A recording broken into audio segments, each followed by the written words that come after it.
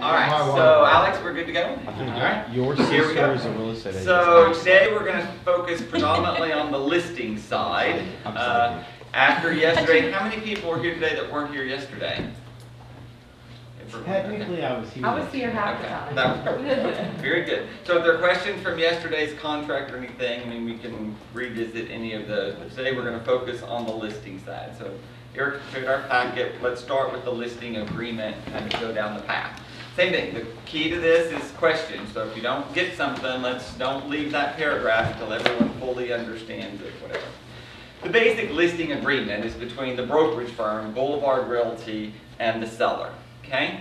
And so it's more loosey-goosey than that residential contract between a buyer and a seller. So here we are the party to the contract. So from my perspective, I want to do business with people who want to do business with us. And the moment they no longer want to do business with us, I don't want to do business with them either. So these agreements, which you are the representative for Boulevard Realty, I mean, can be modified to say anything. We want people to be happy, and I don't really care what they strike out about half of the time. Run it by me, but if someone wants to scratch out a bunch of stuff, I don't really care one way or the other, so long as the gist of the agreement is in force here. I mean, I need their permission to put on a lockbox, I need their permission to advertise it, I need their permission to do a few things, and that's basically what the listing agreement is doing. But if someone wants to write in, seller can terminate with 24 hours notice, it's fine with me. I don't care. If they're unhappy, we're going to let them out anyway. I promise you, if you ever leave the firm, you can all take your listings. I'm not going to try and do business with someone. If an agent leaves and the seller wants to go with that agent, I'm going to let them take their listings. It's no big deal to me. You know, it's a small world and everyone should be happy. And so that's basically how I've always felt about it. And so I want our listing agreements to kind of reflect that sort of thing or whatever. So they can be modified in a lot of different ways along the way. So if there's certain questions, I'll just say, all right, scratch that out, and it's okay with me, and we'll move on down the road. I mean, Jim's had several where the people have just rewritten the damn thing. They redacted it.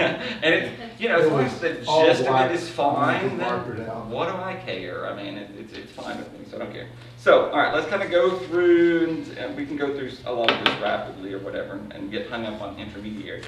So the sellers, you know, whoever they are, we need this contact information for, you know, the appointment desk. So we need to be able to read and understand the email address and the phone numbers or whatever. And typically, I mean, you have another form for the listing side, or whatever. You know, you can make whatever sort of notes over here that you want on the listing agreement or whatever. You know, 2 dogs, friendly, Millie and Billy, and whatever you want to write. Just write it over here so that we, you know, I kind of make myself some notes along the way. But this is where we're going to correspond with the people. So, you know, if the seller lives someplace else and we're really listing, they live in Cleveland and we're listing something in the Heights, whatever, you know, where do they want us to mail their information? Probably to the Cleveland address, you know, and not to the Heights address if there's a tenant in there or something. So, you know, wherever the seller's contact information is, that's really what we're trying to get there.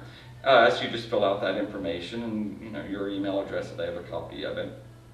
And then the property, when you're picking up, and this is where you're kind of asking the question, is the tax record correct, or do we have a different legal description? I mean, half of these new homes and things, the HCAD's only picking up 1/3 of the legal description anyway. So, you know, what is their legal description? Because it might help us if they know. Most of the time the sellers don't know one way or the other. If they bought in Shady Acres, the north 1/3 of replat number 4082, then, I mean, they don't even know that either. They're just picking up lot 1 of something from HCAD. But, you know, put in the legal the best you can, the address the best that you can.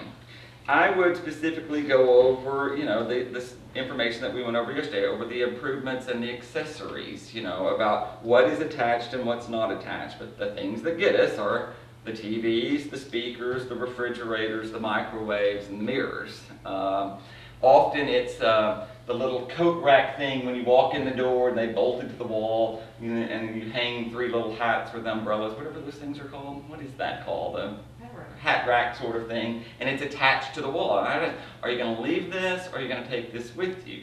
You know, and you can take it with him, and it's not really a fixture. I mean, it's a gray area how that one really works. If they don't care, then say you're going to leave it. If you're for sure going to take it, then it would be one of those things that I would explain to someone when they're, you know, getting under contract again. This hat rack was given to them by their grandpa, and they're going to take it with them or whatever. And then there's clarity along the way there. But if there are certain exclusions, I mean, we want to write them down in there in the exclusion side. So, I mean, it's draperies. It's the draperies that match the master bed coverlet thing or whatever. I mean, that kind of gets us some of the time, you know, but it's draperies, rods. If they're going to take the rods, you know, recognize that the people, if you're going to say you're going to take the rod, any experienced agent's going to write in there, seller to patch and refill and repaint the holes where the rods were, right? I mean, just replace them with some cheaper rods. Just replace it beforehand is always the easier thing to do. Is this music picking up? Do we need to turn off the music? Turn it off. Yeah, if we can turn it But on. okay, and there again, one more quick conversation about all these keys and things that get us. I mean, it's implying that we have the key to the mailbox and the side gate and the lock on the breaker box and the tool shed and all that sort of thing. And if we don't have them, clarify it right up front that we just don't have those sort of things. So no big deal there. Owners Association, you're either in one or not. Most people still don't realize if they're in one or not. It gets confusing. Okay, on the list price, these things are always, you know, so typically when you're going on your first listing, you don't really fill in the price until you're writing it in later or whatever. But when you agree upon a price, you know, you put in the price there, whatever, and the prices change all the time or whatever. So, I mean, I would go over that little section, but just fill in the price. So, the listing term. Typical realtors want a long listing, okay? They want a long listing because they want a longer opportunity to sell the deal. So, the average listing probably on the first go-round in the industry is probably 6 months. It's probably, so if you're competing against someone else on a listing, know that that's Coldwell Banker wants a 6-month listing. Remax wants a 6-month listing. You know, my general thought is to not do that, to use the opposite and say, you know, this is kind of like dating, and I don't want to be stuck with you for 6 months if you don't want to be stuck with me for 6 months. So I typically think a 3-month period is probably better. I think the sellers feel a little more comfortable with it, and I think it's a positive selling tool to say, hey, if it's going really, really well, everyone's going to be happy to extend. We can reevaluate the price at that point. We can provide each other some feedback. But there's not a right or wrong way. I mean, don't let them all expire December 31st, you know. And I don't really think the 31st is a great day to expire anyway, just because we're all busy at that particular time. And so typically, you know, the 10th or something is just a better day to expire over there. But there's no right or wrong reason one way around that. I mean, use your best judgment. If we're, you know, same thing, if we're going to do something and we're going to spend a lot of money, I mean, Jim's got this overpriced listing and we agreed to how long? 3 years? 2 years. 2 years. Because we're hoping the market goes up enough in the 23rd month that we're in the range, but we're not currently in the range over there on the price one way or the other. That's a commercial deal and it's very strange over there. But same thing, if they want it out tomorrow, we still let them out tomorrow. So I don't think there's, you know, 3 months, 4 months, 5 months, just pick a kind of day that works for people and put it in there. But if they're uncomfortable with any longer period of time, I mean, I think that's natural today. The market's so strong that the listings sell relatively quickly anyway, so what do we need a 6-month listing agreement for? I would typically use 3 months there. Compensation, 6%. If we're gonna do something odd over there, like 7%, you would just write it in section 2, and we're going to offer 4% to the buyer's agent if that's what we're going to do. You know, so that's better than the opposite of 5%. So, and we can talk more about this. We can have a special class on this again. But I know everyone's going to ask for a reduction of the commission. It's what they do. They ask me for a reduction of commission. They ask, if I buy and sell a house with you, can I get a lesser commission or whatever? I mean, I'm familiar with the drill, but so the easiest thing for you to say is my broker doesn't allow it. That's just the easiest thing on earth for you to say and move on down the road, and they're accustomed to hearing that, and that's what John Daugherty would say. That's what Kathy Wetmore can say, that John doesn't allow me to reduce the commission, and that's the conversation's over. But if they want a longer drawn out conversation, of course, then you have to go and defend yourself and say, look, the seller's paying the 3% if I represent you when you buy it. So there's no cost to you there at all. So here we just need to discuss the cost of the commission on the listing agent. We're going to offer 3% to the cooperating broker, which leaves 3%. Is there any scenario that you think I should make less than the other agent? I mean, put it back on them. That would be a lovely way to have a conversation and say, look, I'm going to earn my money defending your price, getting you out of the option period, dealing with the inspections, working on the appraisal, and we have the whole form over there that explains what we're doing to earn our money when we represent the seller and what we do when we represent the buyer. And I don't think you have to have a long conversation about it. I think that you just defend the value of our services. In many states, it is higher than 6%. It's kind of standard. It is negotiable. You must say commissions are negotiable, except for our firm, we charge 6% to everyone, including those that have 20 listings with us and those that have 1. And you can move on down the road from there.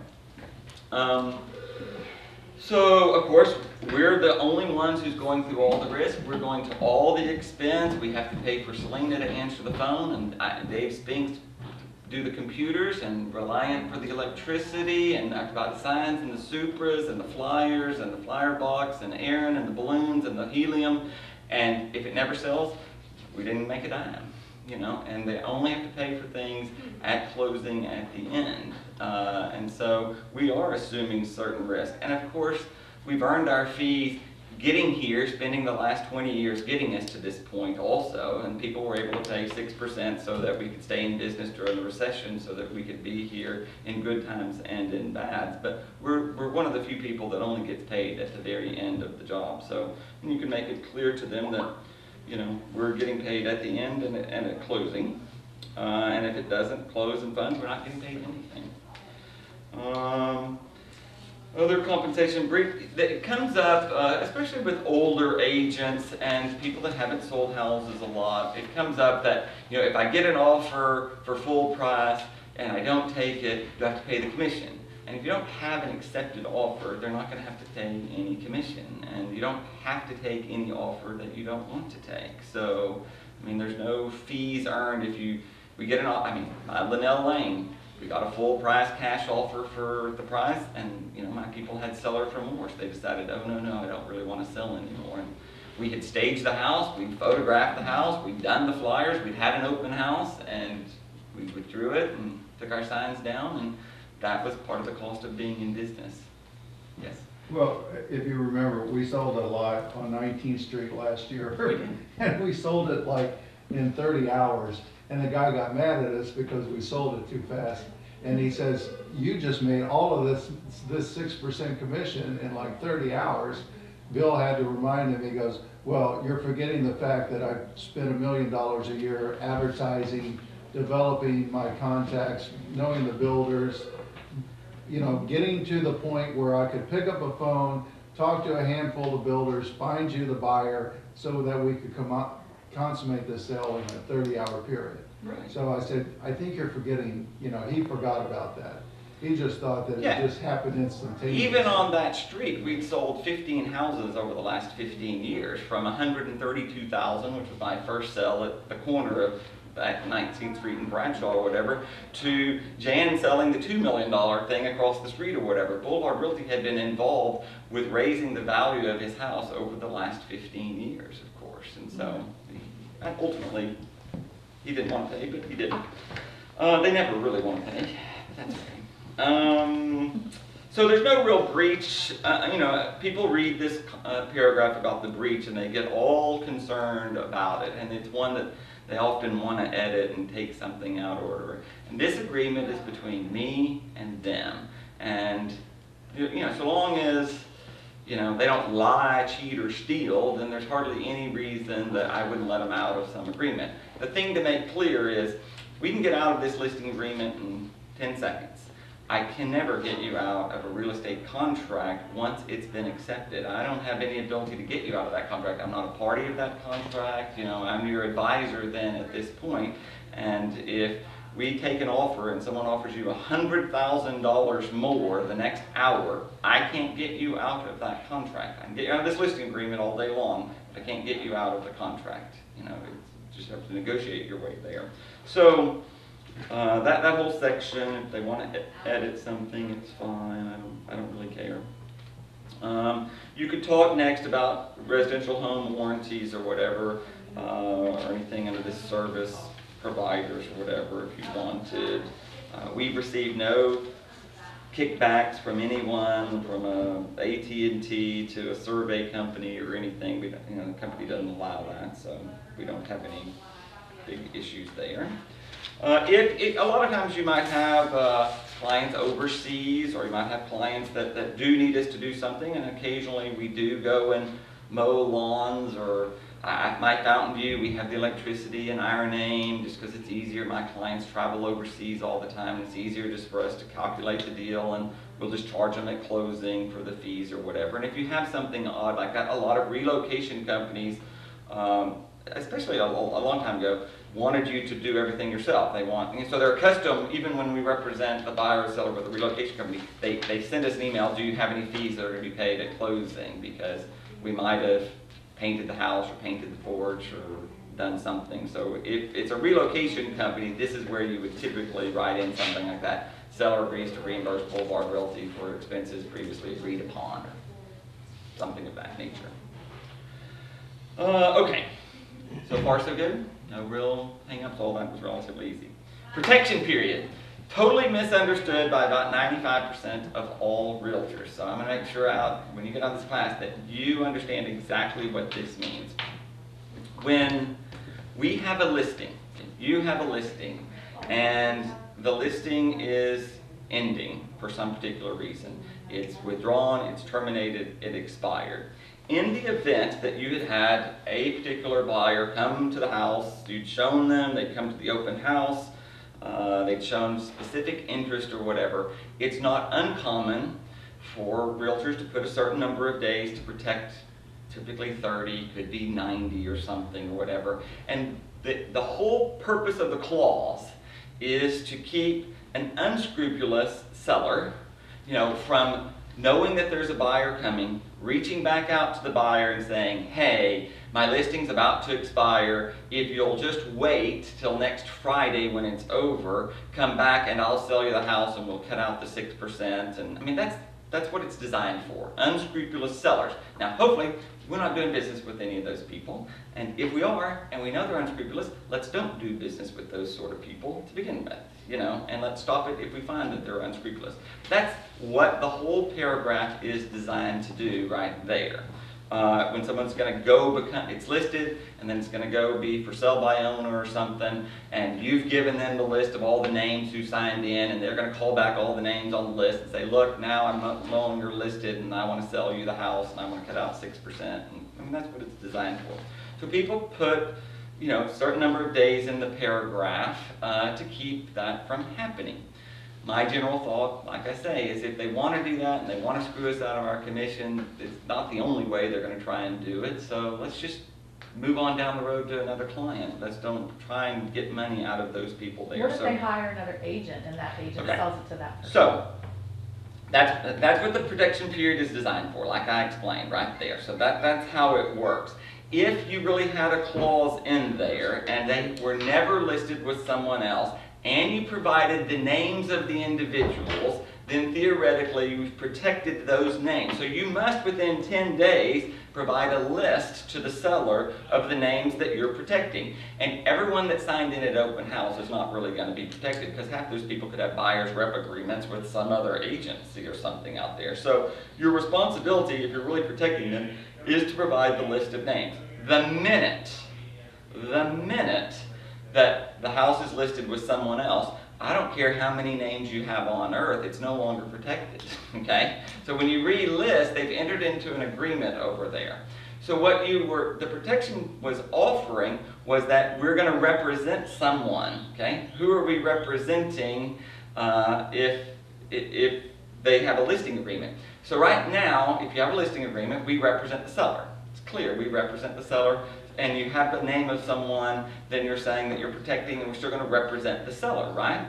In that transaction, that's who we're representing, because we don't know who's representing the buyer yet, if you're protecting them.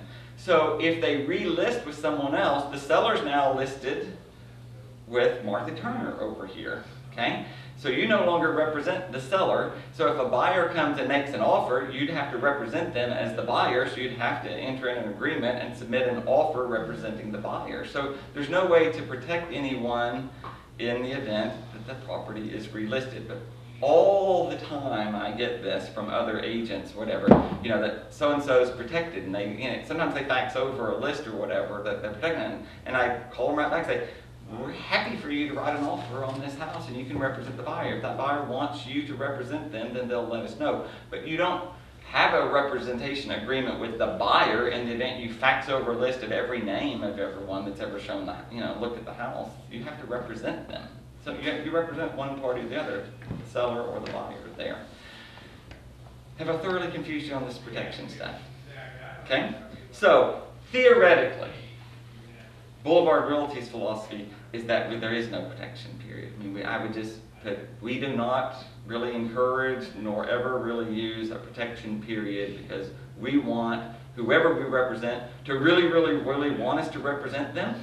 And we either want to represent the seller through a listing agreement or the buyer, and we'll have a representation agreement with the buyer in that event, whatever. So there would be very rare a case that we would ever have a protection period. Now, if you want one, put it in there. But if you want it, you've got to be able to explain it, and you'd almost have to explain, what are we thinking? If you're putting in 30 days, are you thinking this seller's going to screw you? Because that's what you're telling me, is that you think that the seller's going to not list with us anymore and reach out to someone and sell them a house and take out the commission, right? That's what you're telling me, if you're putting in a protection period there. So theoretically, I wouldn't think that you would need to put anything in there. Just put NA and move on down the road. I think if you're competing with a Coldwell Banker person or something, and there again, they want 6 months, they want a 90-day protection period, I mean, you ought to be able to utilize this to your advantage of why a seller might want to do business with someone who is not interested in a protection period. We're only interested in dealing with people who want to do business with us.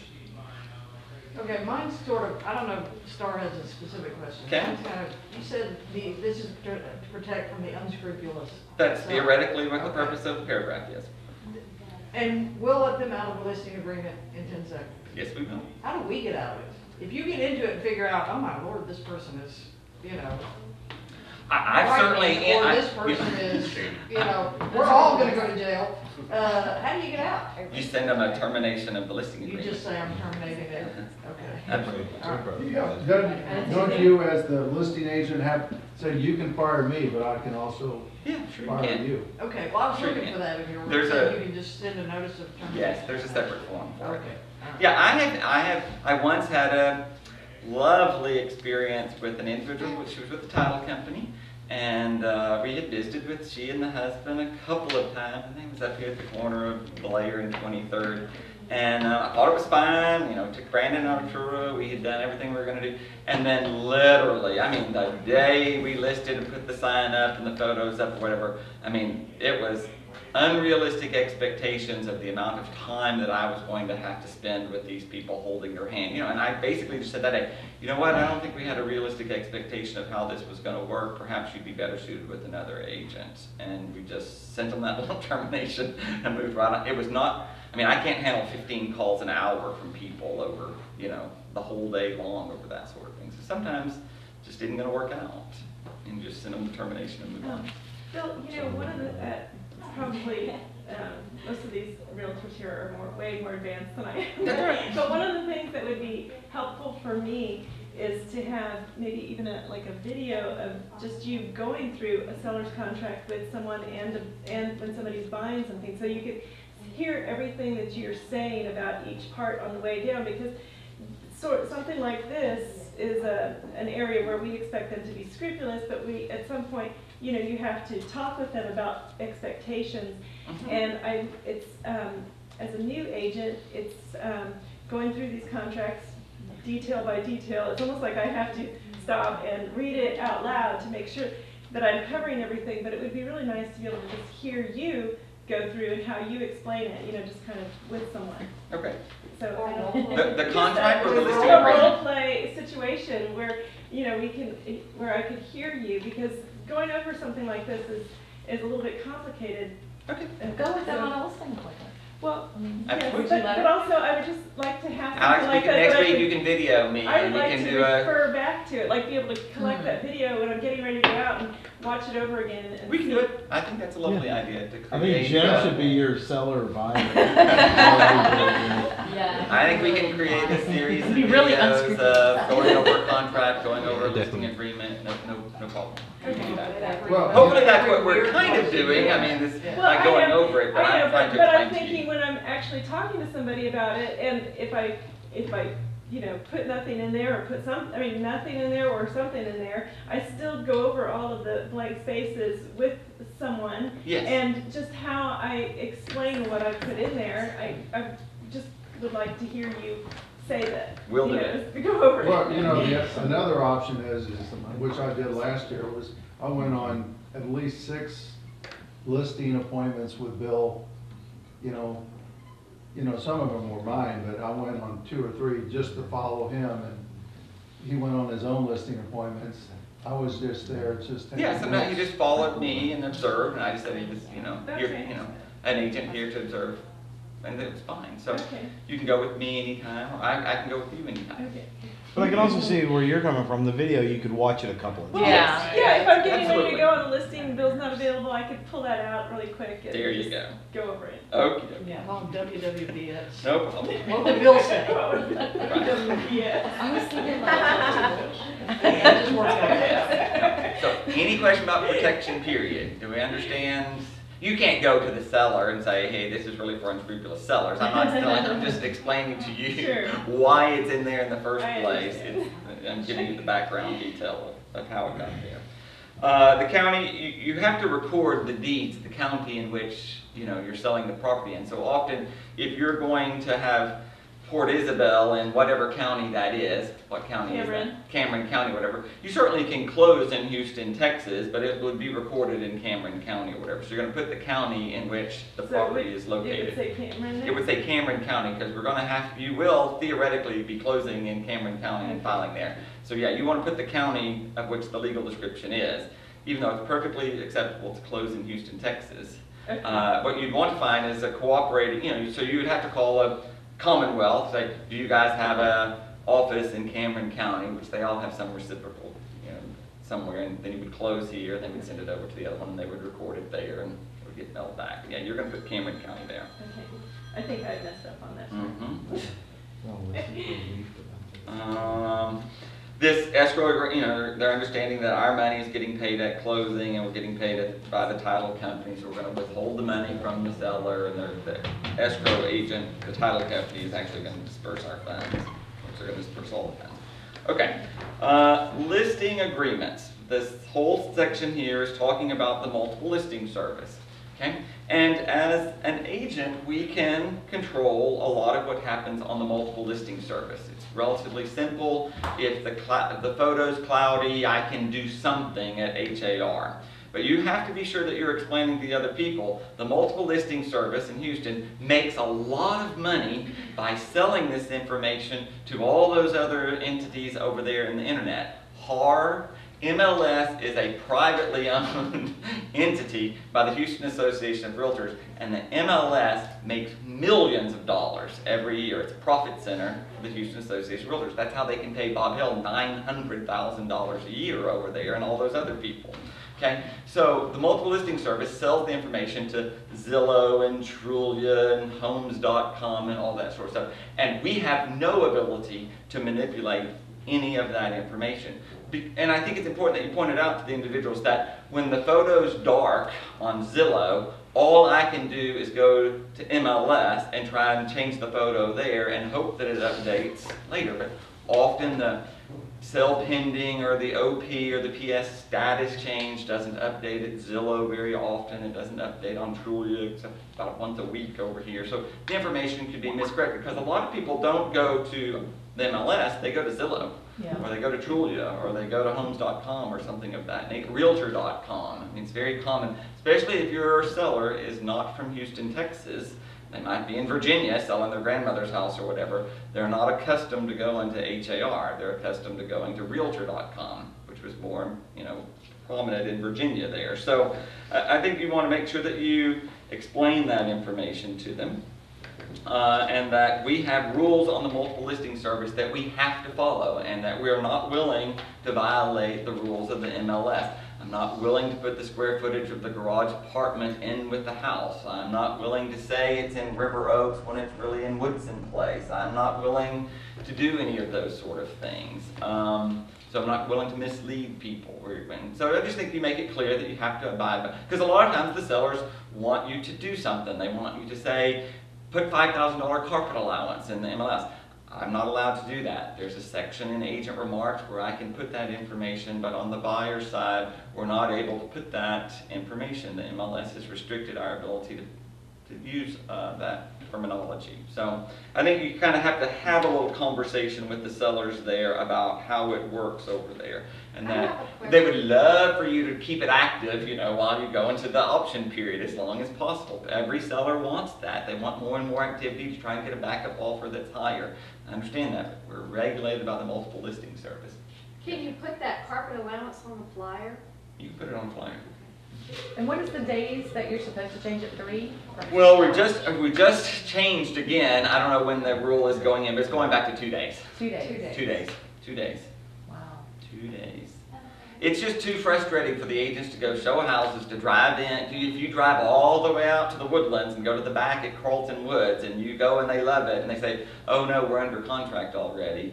The agents want to know that information as quickly as possible. So MLS committee just adopted again, going from 3 to 2 days there to update the Not everybody information. follows that. It's aggravating. Do what? Not everybody does that. It just makes me so mad. If you will send me their information, I will turn them in. Okay. I will either get them removed from the MLS or get them fined. I mean, that's what we can do. Right. I turn in someone almost every day for something. Usually it's square footage. I think the square footage number is very important for the comps, you know, and so I do not like it when Mel Reyna put 640 Cortland up there and added the square footage. When I lost that listing because I told him it was worth 1.1 million, he got it because he told him it was worth 1.275 because he lied about the square footage. You know, and I don't think the buyer, my buyers immediately called and said, I want a good success. Well, yeah, it's really 3,300 square feet. It's not 4,100 square feet. You don't fit there. Did they do an appraisal or it came from the HCAD? It came from HCAD. But HCAD is often, it's when you auto-populate, sometimes HCAD does add the square footage of the garage apartment, sometimes. So, but yeah, I'm happy to turn in the description. You know, so HAR is just about to come back out with another whole disclosure form required, and this is going to get kind of complicated, so I don't want to hang up here in the listing agreement, about the non-MLS or not listing it yet. And when you put coming soon, in theory, you must provide a copy of the listing agreement to HAR if you put something on MLS, or if an agent calls you and says, I've seen a sign and it says coming soon and it's not on the MLS, you must provide proof of your listing agreement, and it must show that the seller was willing to put it out there and not on the multiple listing service if you're going to be a licensed agent in Harris County. Okay? So it's kind of odd that they're going to start asking. You are required to give to HAR, not if you're asked for it, you're required to provide a copy to the MLS if you have a listing and it's not on the MLS. You're required now, which seems odd to me, okay? So I have 628 Euclid or whatever. I did not know that I was required to provide it to them also, but it's a non-MLS listing. You're required to give a copy to Nathan or Sean over there on the MLS. So people are going to start turning more people in for that Why sort of would thing. you not want it on? There's a whole question about that. I mean, my clients are not in a hurry. They have up to a year before they really want to move anyway. They do not want a bunch of people looking at the house who are not very serious about it. They want me to vet the people thoroughly. They do not want their neighbors to really know that they're on for sale, actively trying to sell the house. I mean, people are half of expensive homes in River Oaks are not on the multiple listing service. Many people, I have many instances where the people are moving, changing careers, and they do not want their fellow employees are on HAR every day, and they can't let their boss know that they're really moving to Virginia to a new position because they don't want to, but they need to sell the house. So they might be non-MLS for that reason. They don't want to tell their employer, don't want to tell their ex-wife, don't. I have plenty of older people, they do not want their 30-year-old stepchildren to know the value of the house that they're selling or the value of the house that they're buying. A lot of times, people have different reasons of why they would want it on off MLS. Off MLS, we're going to have this conversation about off MLS a lot this year because TAR is very concerned about it and HAR is very concerned about it. We're very concerned about getting sued for off MLS transactions that you go and sell. People come to me at 628 Euclid. They say, "What's your house worth? What's my house worth?" I say, "Okay, it's worth $1 million." I go sell it off MLS for $1 million, and the next door neighbor finds out about it the next day and says, "I would have paid you $1.1 million if I had known it was for sale." Who are they going to sue? They're going to sue Boulevard Realty over here. There's an article right here in the Realtor magazine. They're all. This is a hot topic. What about like new projects like ours? We don't have all those listings up there. Why would we want to put 50 listings on them? We don't have to. Yeah. We don't have to. I mean, I have off MLS transactions. I mean, I certainly do. But we have to be able to defend why. A, we don't want to flood the market with too many units. It's perfectly reasonable. You might just want to put one of each kind up there or something, or they're not ready yet. They're not really going to be ready for a while. Why would I want them to stay on 200 days before anyone could possibly buy them? It would be detrimental to the seller to have them on for that long. I mean, there's plenty of reasons why you might be off MLS. But I do think, if we have a sign up there, someone could turn us in and say, "We need a copy of your listing agreement," which is fine. We're not required to give that to Jacob Sudoff. I would just be required to give it to Sean Dolphine, who could not provide it to another agent. They would just verify the information that we have a listing agreement. We have an agreement that we're not going to enter these into the MLS until a later period of time. But it is frustrating. I mean, Glenda, same thing. There was coming soon, and then someone goes on the MLS and says, "Submit your highest and best offer by next Tuesday, the 20th, and on the 18th, you submit your offer," and they say, "Oh, we've already accepted an offer." People are going to get mad as hell about that. You told me I had till the 20th, and you went ahead and took another offer.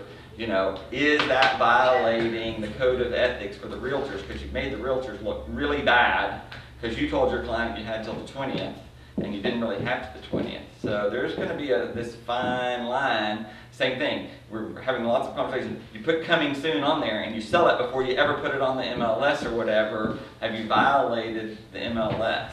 And in theory, you have. You've implied to 26,000 realtors that you were going to put it up there. They did something, and they couldn't get it. So there's going to be a lot of debate about this. And then what about putting it on right as OP, the first, you don't even put it active?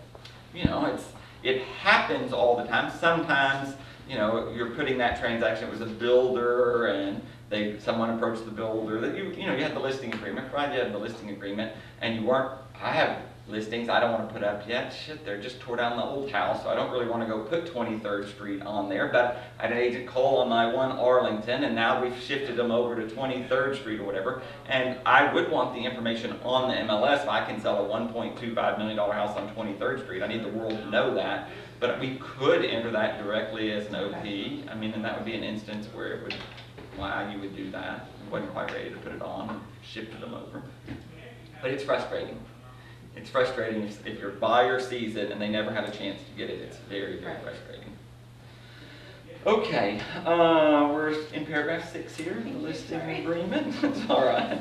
And probably the biggest thing about this deal is we're not going to put it on and take it off to hide the sale. I mean, every buyer today, as the prices and the tax bills come out again, they want to hide the information from HCAT. I mean, I understand why they want to do it. They write it into the contract half the time. If you get one where they've written it into the contract, just forward that right on to me, because I'm going to turn that firm in too, because that violates the MLS. And, the buyer sometimes make you write whatever. If the buyer makes us write it, then that's what you're going to say is the buyer made me write it that way. But we are prohibited from using the MLS if in the event we've manipulated the information for the MLS. And so you're violating my ability to do business in the future if you ask me to do that. And that's how I would, so if you had a buyer and they wanted you to write, seller to remove the sold information from the MLS, and withdraw the listing from the MLS and prior to closing. which people say it's that, let me know so that I can have that same conversation with that buyer about why we would not allow them to write that information into the special provisions, unless they just make us do it. I mean, at some point we could, but we can't jeopardize our ability to be on the multiple listing service. Accurate information and sold information is the only real information realtors have that the buyers don't have. Remember, it's one of the few last things that we have. And so we need that information to remain a vital source of information for buyers and sellers. So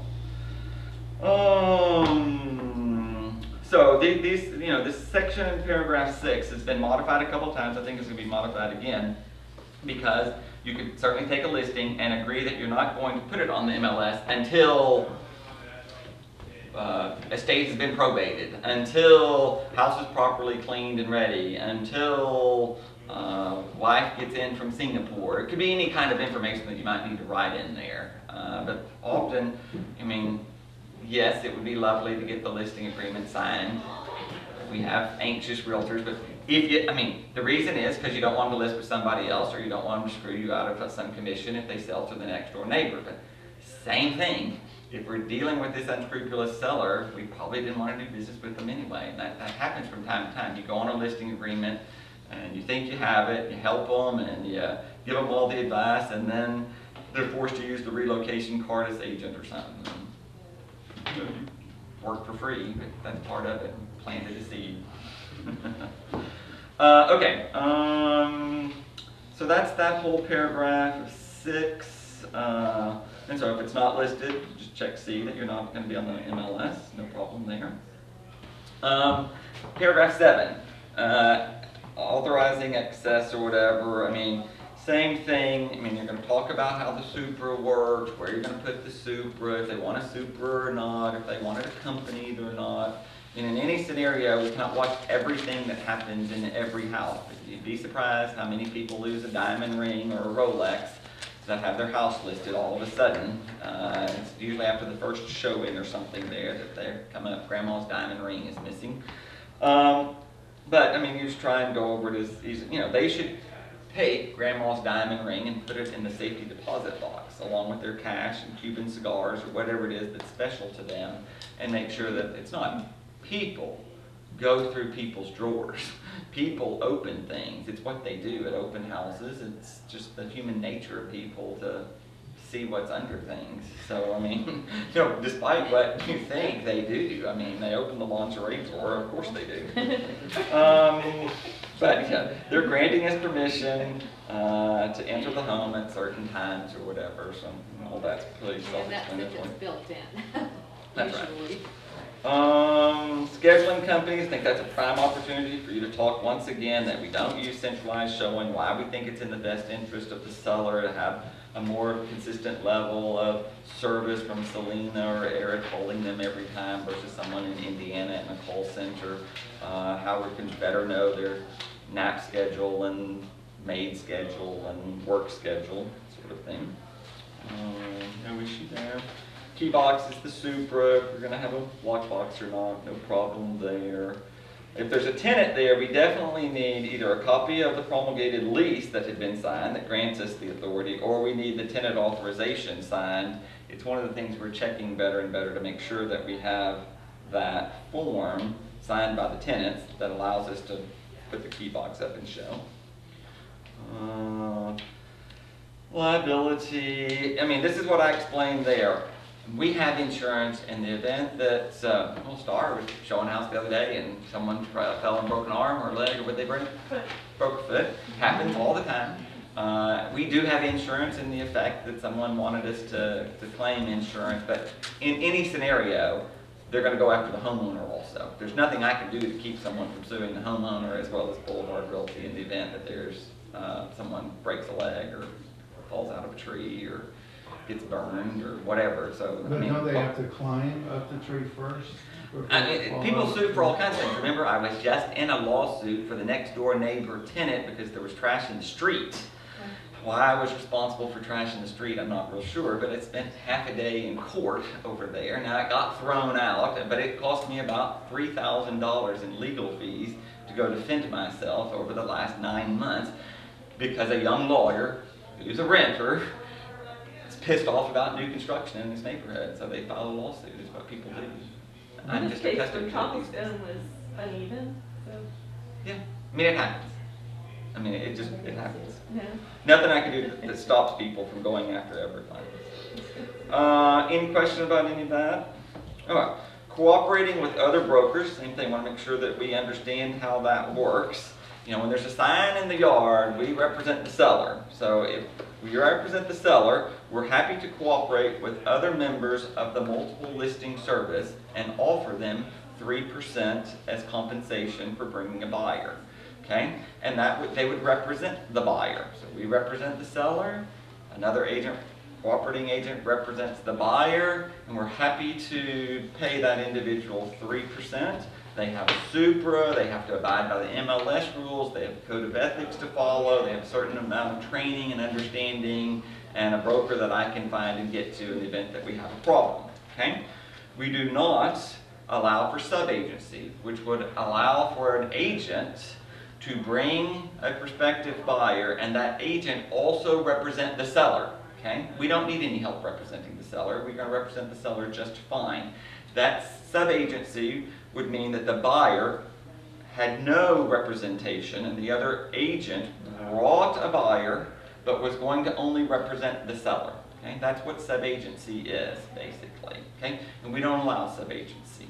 Okay? We don't cooperate. So you always are going to put 0 in sub-agency. We're not going to allow sub-agency. We're going to explain, Mr. Seller, do you need any extra help over there? You got a broker and you've got an agent. We don't need Greenwood King to come over here and help you sell a house over there. Greenwood King wants to bring a buyer and represent the buyer. We think that's a lovely thing. Okay? We also don't allow people not to have any representation. Okay? Sometimes people go and say, you represent the seller, you make the 6% or whatever, I don't want any representation. We don't allow that. I'm going to get paid the same, and we're not going to allow an individual not to be represented by a licensed agent over here. Okay? We feel like E&O insurance will not cover us in the event that we're sued later. It appears to violate a lot of the code of ethics on how it works over there.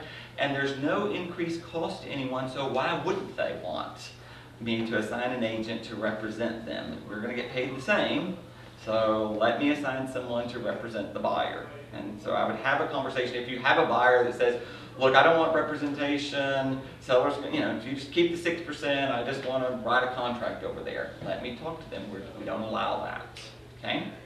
So we also do not cooperate and participate or share our fees with members, licensed realtors who are not members of the multiple listing service. Okay? It's the same thing I tried to explain yesterday.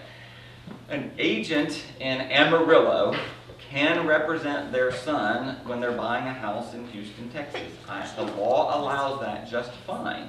But our listing agreement nor our policy allows for me to cooperate with them and share my fees with them because they did not subscribe to the same multiple listing service. They didn't have any information about comps.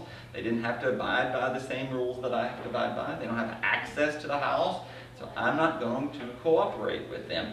Yes, you can write the contract and represent your son, but I'm not going to pay you in order to do that. So you can represent them, you represent the buyer, I'm going to represent the seller. We're not going to share our fees with you in that scenario, okay? So you wouldn't even do like a referral or? I mean, no, I'm not going to. The only reason I'm asking that is because let's say if I was representing multiple deals and, I don't know anything about El Paso, Texas, but if I was going to represent multiple If they deals, called before and said, I have my son, well, you pay me a referral fee if I refer him to you, well then sure, I would pay a referral fee in that scenario. I could pay a referral fee, but if they just come to our listing and they want to represent the buyer and they all of a sudden want a referral fee, no. okay. They need to get an agent who subscribes to the multiple listing service that they can refer someone to. Okay. That's what I would Okay, think. Bill, I'm listing my Port Isabel Yes. listing, and I put in here that we would pay 3% because everybody that I'm dealing with is down there in Brownsville and Port Isabel. Well, we So those are the people that are going to be showing that house in Port Isabel. So wouldn't they then qualify, or do they have to get? Well, somebody we're gonna from join Houston? that, we're gonna join that association anyway. Okay, so, And yes, probably in Port Isabel, I might yield on how that's going to work. There's always exceptions to every Okay. rule. So probably in this scenario, yes, it would. It's literally, my mother's a realtor in Conroe, or my mother, you know, my grandmother who hasn't practiced in 30 years has a license or whatever, or their daughter's a licensed agent, assistant at, you know, somewhere in Livingston, or all, I mean, it's the all people. So it's the friend that has a license somewhere else, or it's the attorney. And so we're really probably dealing with the attorneys most of the time, who want to represent themselves and get 3% off or 3% paid to their closing cost or something of that nature. And explain it the same way. We do not share our fees with licensed attorneys. Why the law may allow it or may not, still a debatable issue, I've decided. We don't do that. Our listing agreement. So you got to tell the sellers early on that the lawyer who has a law degree, the law allows for them to represent themselves. It does, no problem. But our listing agreement is between us, and it's the service of the multiple listing service. And they're not members of the multiple listing service, and we're not going to share our fees with lawyers who may or may not know anything about real estate, who may or may not have followed the same code of ethics, who may or may not have access to the house or the Supra or the information. We're not going to share our fees with them. It's like the same doctor. If I'm a doctor licensed in the state of Texas, I promise you, they do not let them run right over to Memorial Hermann and just do surgery on someone tomorrow. Just because they have a license doesn't mean they can work at Hermann Memorial Hospital or MD Anderson. They have to apply and be accepted at MD Anderson in order to have privileges at MD Anderson. In order for us to share our fees with them, they need to join the multiple listing service, pay their fees, take their class, gain access, and abide by the code of ethics and the rules of the multiple listing service. That's how it works. And you explain it relatively easy, it works fine. It's always the young lawyer that wants to buck up and have a fight with me. You must realize at least 25% of my personal clients have a law degree. Okay? They just do. They may be an engineer, but they have a law degree and they could have represented themselves. I represent tons of lawyers all the time on the buying side and the listing side or whatever, and I'm assuming that my friends who have the law degree, if they got a DWI, would probably go over there and hire a different lawyer than use themselves. And I'm assuming if they got a divorce, they would hire a lawyer who specialized in divorces. And I'm assuming if they shot their girlfriend through the bathroom door, that they would hire a lawyer that was appropriate in defending them. Just because they have a law degree doesn't mean that they're going to represent themselves in that scenario. Jed Silverman is a lawyer, hired us to sell West Pierce.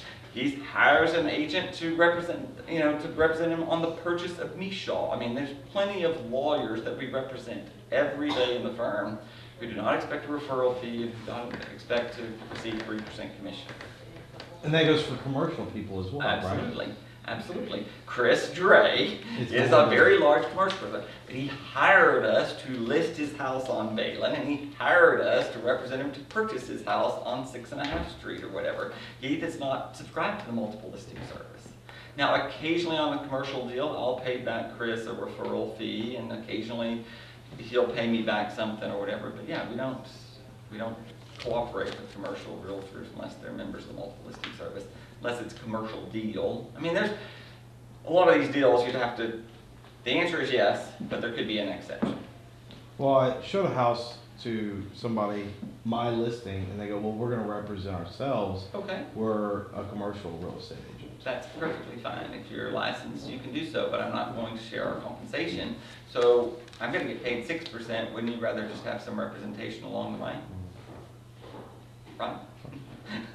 And yeah, so what they're going to first do is go write the offer, and it's going to be 3% less, or it's going to, whatever. Let them write the offer. It's fine. You're going to present the offer just fine. You're going to explain to the seller that this individual does not have to abide by any of the rules or regulations that I have to. They can lie, cheat, steal, manipulate. They will not have access. They will need me to go over there and open the house for them, for their appraiser, for their inspector, for their termite guy, every time they want to see it and show their mother, their brother, whatever. And I don't think it's fair that they should receive compensation in order to do that. Do you? Let's see what they say. But I mean, our listing agreement doesn't allow for the sharing of that fee in that scenario.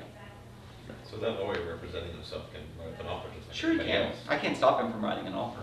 Sir, he can write an offer. Just let him write the offer. But when they write the offer and they go over there and they write, we're going to pay 3% to John Smith Esquire, or whatever these lawyers call themselves. Isn't that what they call themselves? Yes. We're going to say our compensation, it comes from the multiple listing service, and we only cooperate with people who are members of the multiple listing service. So if we don't pay the 3%, what happens to the 6%? It goes to Boulevard Realty, which gets distributed under your same rate of Okay. 70/30. All right. Okey-doke. It's like an intermediary. And if we have an agent that we're gonna do intermediate with inside the office. Well, we're going to go over intermediary and next. they let their dues slip on the MLS. We just assign them another agent or whatever and still pay the agent. Okay. And we assign them to Brandon and move on down the road. We're not going to not pay someone. I have learned very recently that there are a lot of people who believe that they are saving money if they go to the listing broker directly to buy their house instead of using their own agent. I said, you don't save any money that way. In fact, you probably lose money that way. But apparently, I've met several people now that believe that's true. Have you run into that much?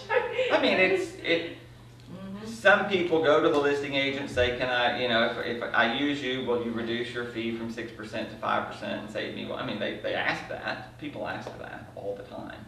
I don't think that Martha Turner or John Daughtery or Greenwood King or Boulevard Realty or any of those people are doing that. No, why would Okay? they? Now, it's not to say that there's not a Keller Williams or Realty Associates or ABC Realty Company out there that isn't doing that, because there are plenty of people who are discounting their fees. There's plenty of them that are.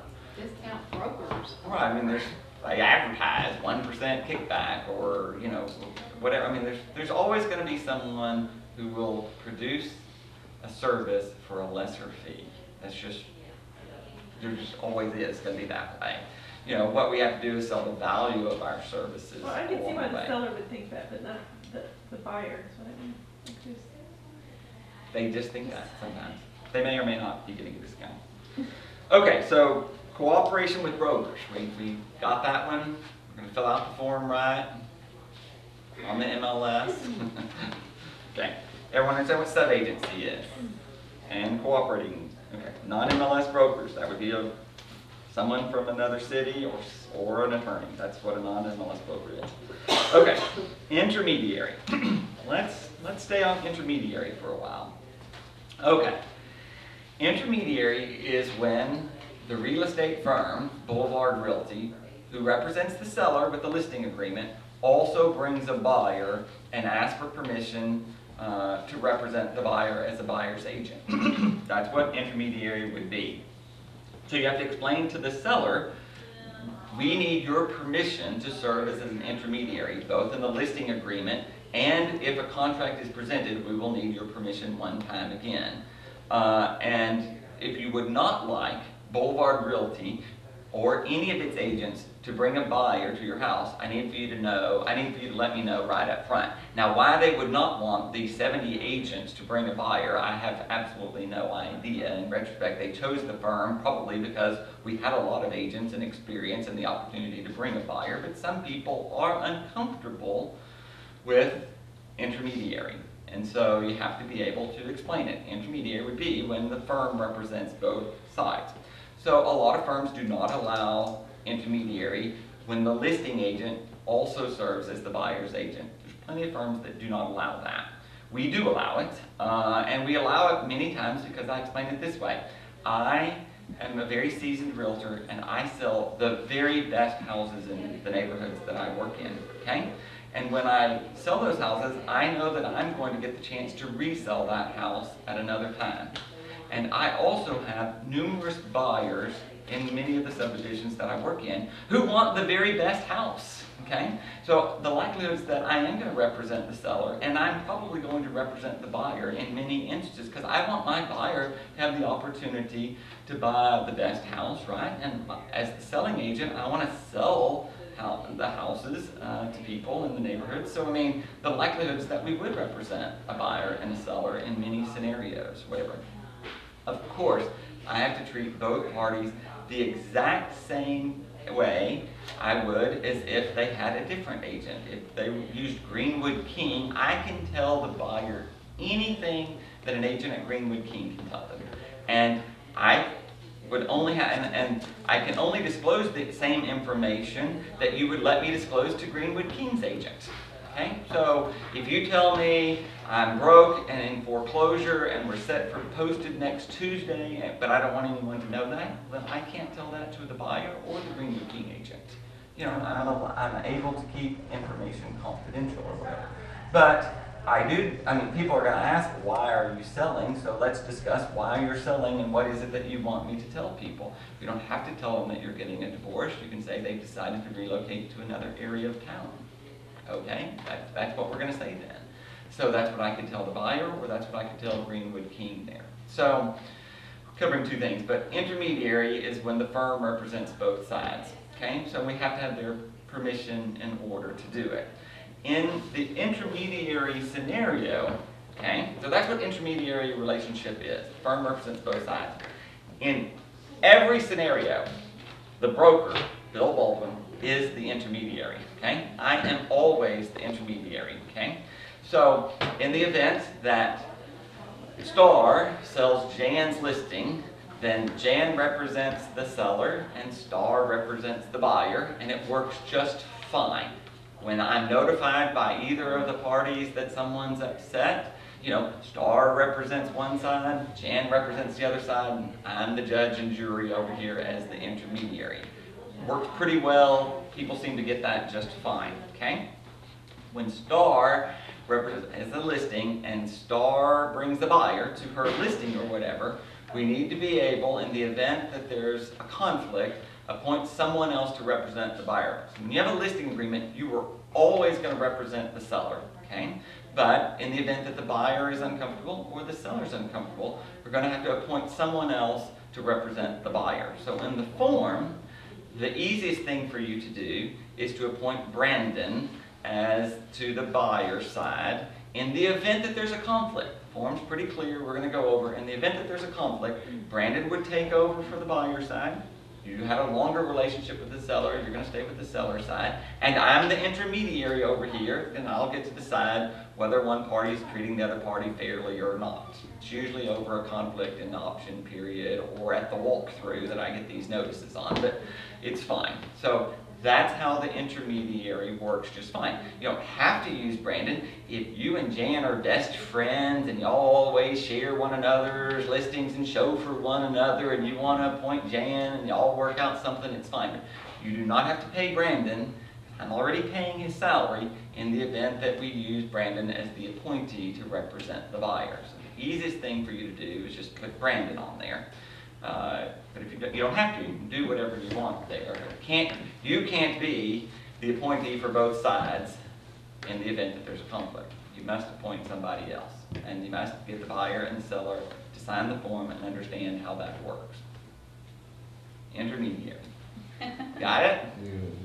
No problem with intermediary when John Daugherty brought a buyer, because you represent the seller and John Daugherty represents the buyer. There's no intermediary going on there. Boulevard Realty doesn't serve as intermediary there. Okay, so you have to explain intermediary to the sellers at the listing agreement, and of course you need to notify me in the event that they did not want intermediary, because we probably didn't explain it very well.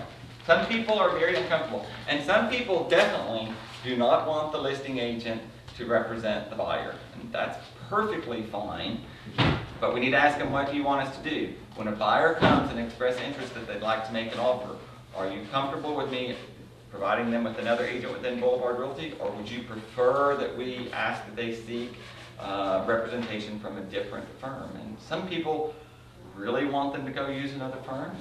If that's really what they want, then we're going to abide by that. I would just say, Do you think it's in your best interest for someone else to use another firm to represent the buyer? Do you think it's easier for us to negotiate the price, the repairs, the appraisal issues if they work for somebody else? And if they just really, really do, then that's what we're going to abide by. No problem. Okie dokie. No problem there? Okay. I take it you're gonna talk about the intermediary form. I am. Would you like to do that now? We can take a pause and pull up the form. Let's just take up the form. Okay. We can take a pause. We can take a pause, a little restroom break, and come back and go over intermediary. Eric, do we have the intermediary form? Yes, we do. It's a very Intermediary relationship notice. Okay, all right, so let's pick back up intermediary and we can go over the notice here. So there is a promulgated form. To me, it wasn't as clear, so we created our own form in our library here that I think is probably easier for people to understand. You know, so you put the seller and the buyer and the brokerage firm and the address over here, and it kind of explains the two scenarios of intermediary. One is when the two brokered license of the associates work on the transaction. So one's going to the owner and one's going to the buyer, and it works just fine there. The listing agent, the buyer's agent, that's pretty simple to explain to people. They get that one just fine. The problem is that when the listing, one of the broker's associates represents both the owner and the buyer, which we allow, and we have written permission from both parties. The listing agreement is the permission from the seller, and so we need a buyer's rep agreement only in this scenario where the firm represents both sides, because we have to have in writing, part of the insurance company, a buyer's rep agreement only for the purchase of the one property. Okay, so we're going to go over that buyer's rep agreement in just a moment also, but I need it in writing because it explains to them one more time that the firm is the intermediary in that transaction. And so then you have to put the listing agent, I represent the listing side, and we have to assign you another agent in the event that there's conflict. And we're going to assign the buyer, Brandon Kruger, who is Bill's assistant, who's a licensed agent, who's been licensed for 15 years, to help you in the event that there's a conflict. In the event that there's a conflict, all you have to do is notify Bill, the broker, that you need additional representation at this particular time in the moment of the transaction, and Bill and Brandon will step in immediately and help assist you, and I will represent the seller. Brandon will help you as the buyer, and Bill will serve as the intermediary. So that's how the form works just fine.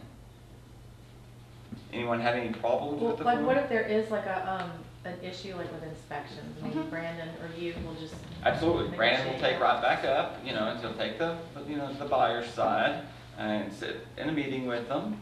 I'll explain. Brandon will serve as their representative, and if you're comfortable getting back in with just the other agent, fine. If not, Brandon will see you through to the end. Probably Brandon would just continue to stay fairly well entrenched until after closing there or whatever.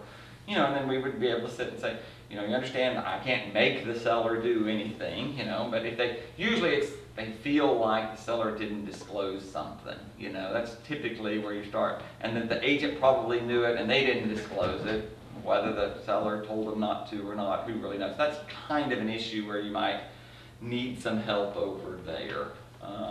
Most people, get there's conflict in the inspections. You can ask for anything, but I've had it at the same time. You represent both.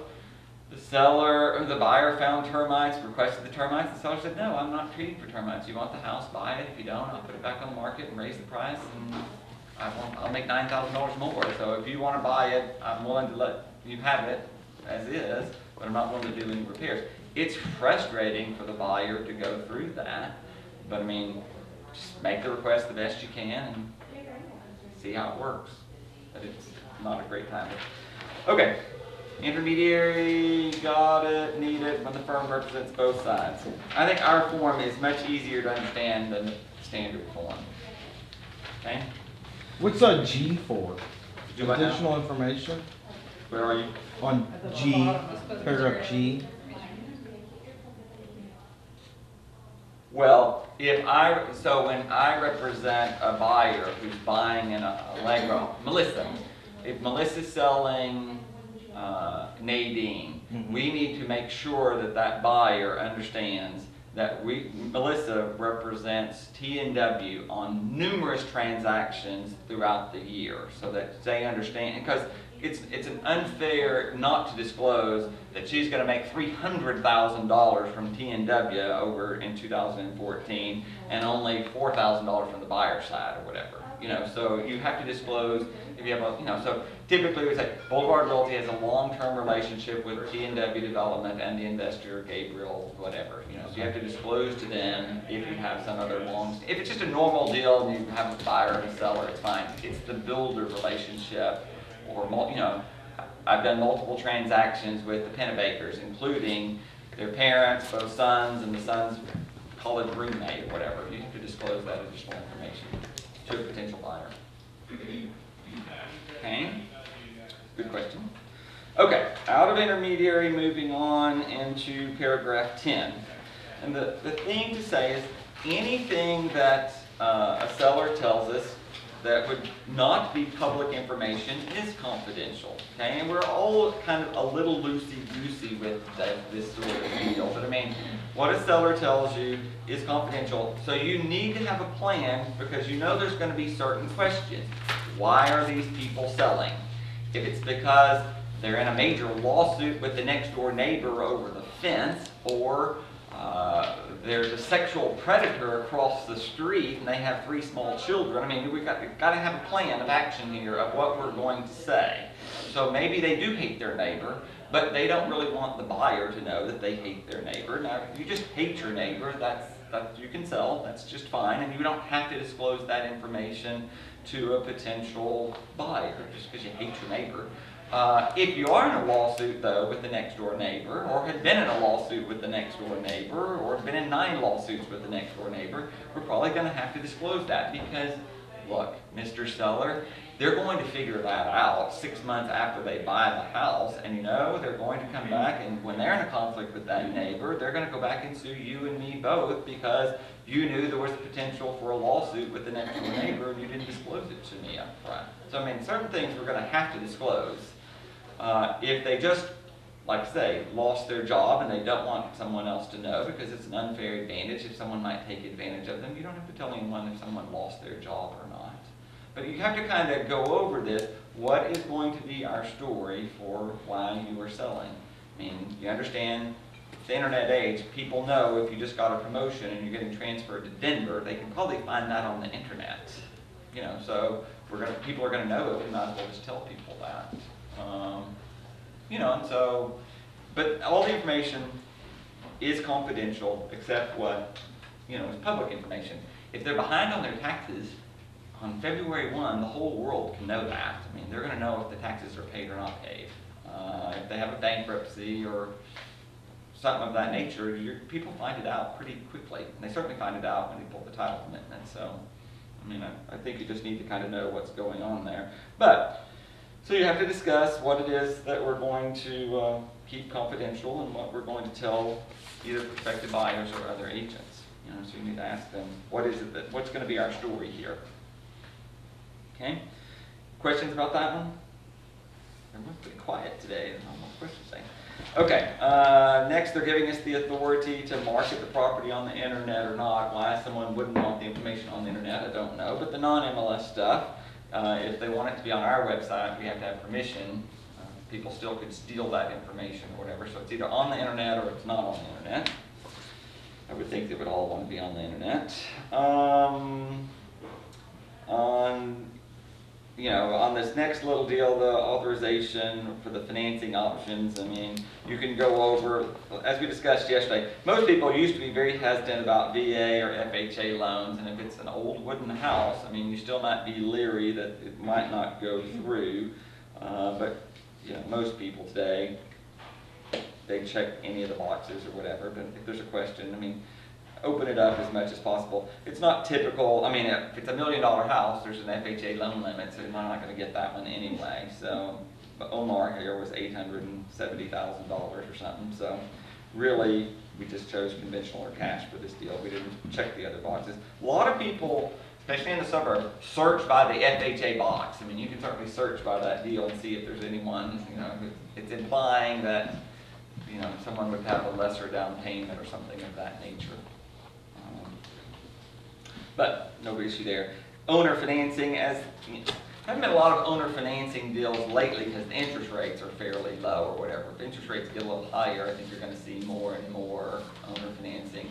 We almost had a transaction the other day with Drew and one of my old clients, whatever, that ended up, the seller wanted 9.5%, so that didn't work on that deal. But if you have some owner financing scenario, let me know about that. Then you're granting us permission to market the property under this next paragraph. So you're giving us the authority to place the sign and do what it takes to go and sell the house there. You know, put sold on the sign and put a flyer, make a flyer. I don't think anyone has any real conflict with any of that. Seller's deal, you know, so they're granting us, they're telling us basically that it's not listed with anyone else and that they're the owner and that, you know, you're telling us the truth and anything else that we kind of need to know over there. So that's that next paragraph. And then that they're going to make it easy for us to sell the house. We're not going to lease it all of a sudden, that they're not going to, you know, do something silly over there. They're going to maintain the swimming pool and not enter into another listing agreement, not negotiate with the buyer, all those sort of things. Makes sense there. The limited liability is a typical kind of clause. Says the same thing. I'm not responsible if it snows tomorrow and the roof caves in because there's too much weight of the snow, or, you know, something of that nature. Limiting our liability. I can't control the world. They can't either.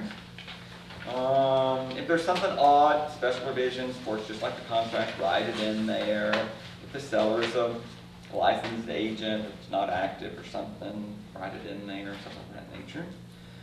Default gets us a lot. People don't understand it. This standard deal is probably worded a little strong over there, so it's probably the first thing people want to scratch out over there.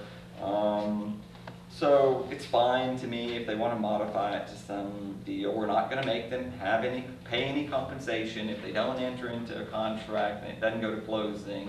We're not going to hold them. They're not going to owe us anything anyway. So it's probably the first thing that people want to scratch out somehow.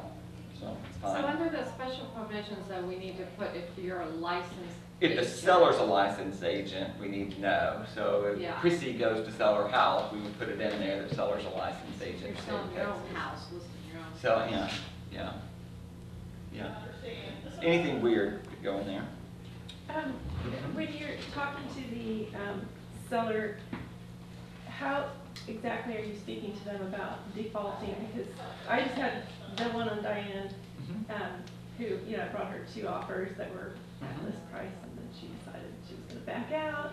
And it made me wonder if, you know, she said earlier on, you know, she wanted to see how everything was going, to test the market early, and it made me wonder afterwards, well, did she mean test the market early, like I'm not really going to take one of these? I mean, maybe I was thinking, should I have gone into more detail on the default part? Weird time in real estate. These are interesting times, remember? No, because it just scares them off. Is it to your advantage if she goes over there and lists with Greenwood King and tests the waters and takes it off the market when they don't get an offer? I mean, it's still, you want to stay in her life long enough that you can eventually sell it, because if you don't sell it this time, you're going to sell it later. So, but do you just talk to them about, you know, that when you sign this, because you put some investment in it? I mean, you're taking professional pictures, you're doing some, you know, so they need to know that this is a binding contract, that if you bring them something, that they're bound. They're not bound. They're not really bound. All right. They're not really bound. We're not urban living. You need the ability to say you listed that house. Next time when you drive to Clark Pines, you can have someone in the car and say, yeah, I just listed the house over there on Diane Street, got multiple offers, and it makes you look like you had more listings. And there's no bad side, there's no downside for you getting a listing and put it on there and having a bunch of agents and a bunch of buyers see your face and see your name, and if it didn't sell, it's okay, the investment was in the future of your career. That's the way you have to look at all real estate, or you're gonna get out of it. And Because I totally understand that, and I'm fine with that, but I just mean that when you're going over the contract, that there should be, you know, that they should understand fully what the details, I mean, what the expectation is of the seller. they're all testing the waters. They all are. They either want it, they'll take it, or they won't. I mean, there's no way to go in there and say that. There's no real way to say what you want to say. You'd like to say it, but there's no real way to say it. You just have to consider it. It's like that experience is the same as putting a bunch of people in your car and they look at houses and they never find one that they like. There were still, you got to use your Supra, you got to see some other houses, you made appointments with other firms, and so there's an upside if that's what you want to do for the rest of your life in doing that. And you got to start there. I mean, you got to go to spring training before you ever hit a bat over there, and it's just the investment in what you're doing. So, I mean, it's frustrating when you go to that effort, but it's the first of many times that will happen to you. I think Star, I don't know if this is true or not, Star, please correct me.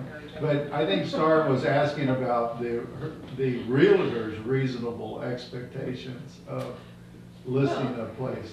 Buyers are liars and sellers are flaky. I mean, it's happened. They say one thing and they do something else, and you just never really know.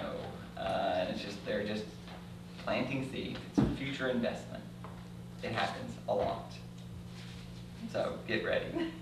You know, the worst thing is, I mean, that experience is not fun, I know.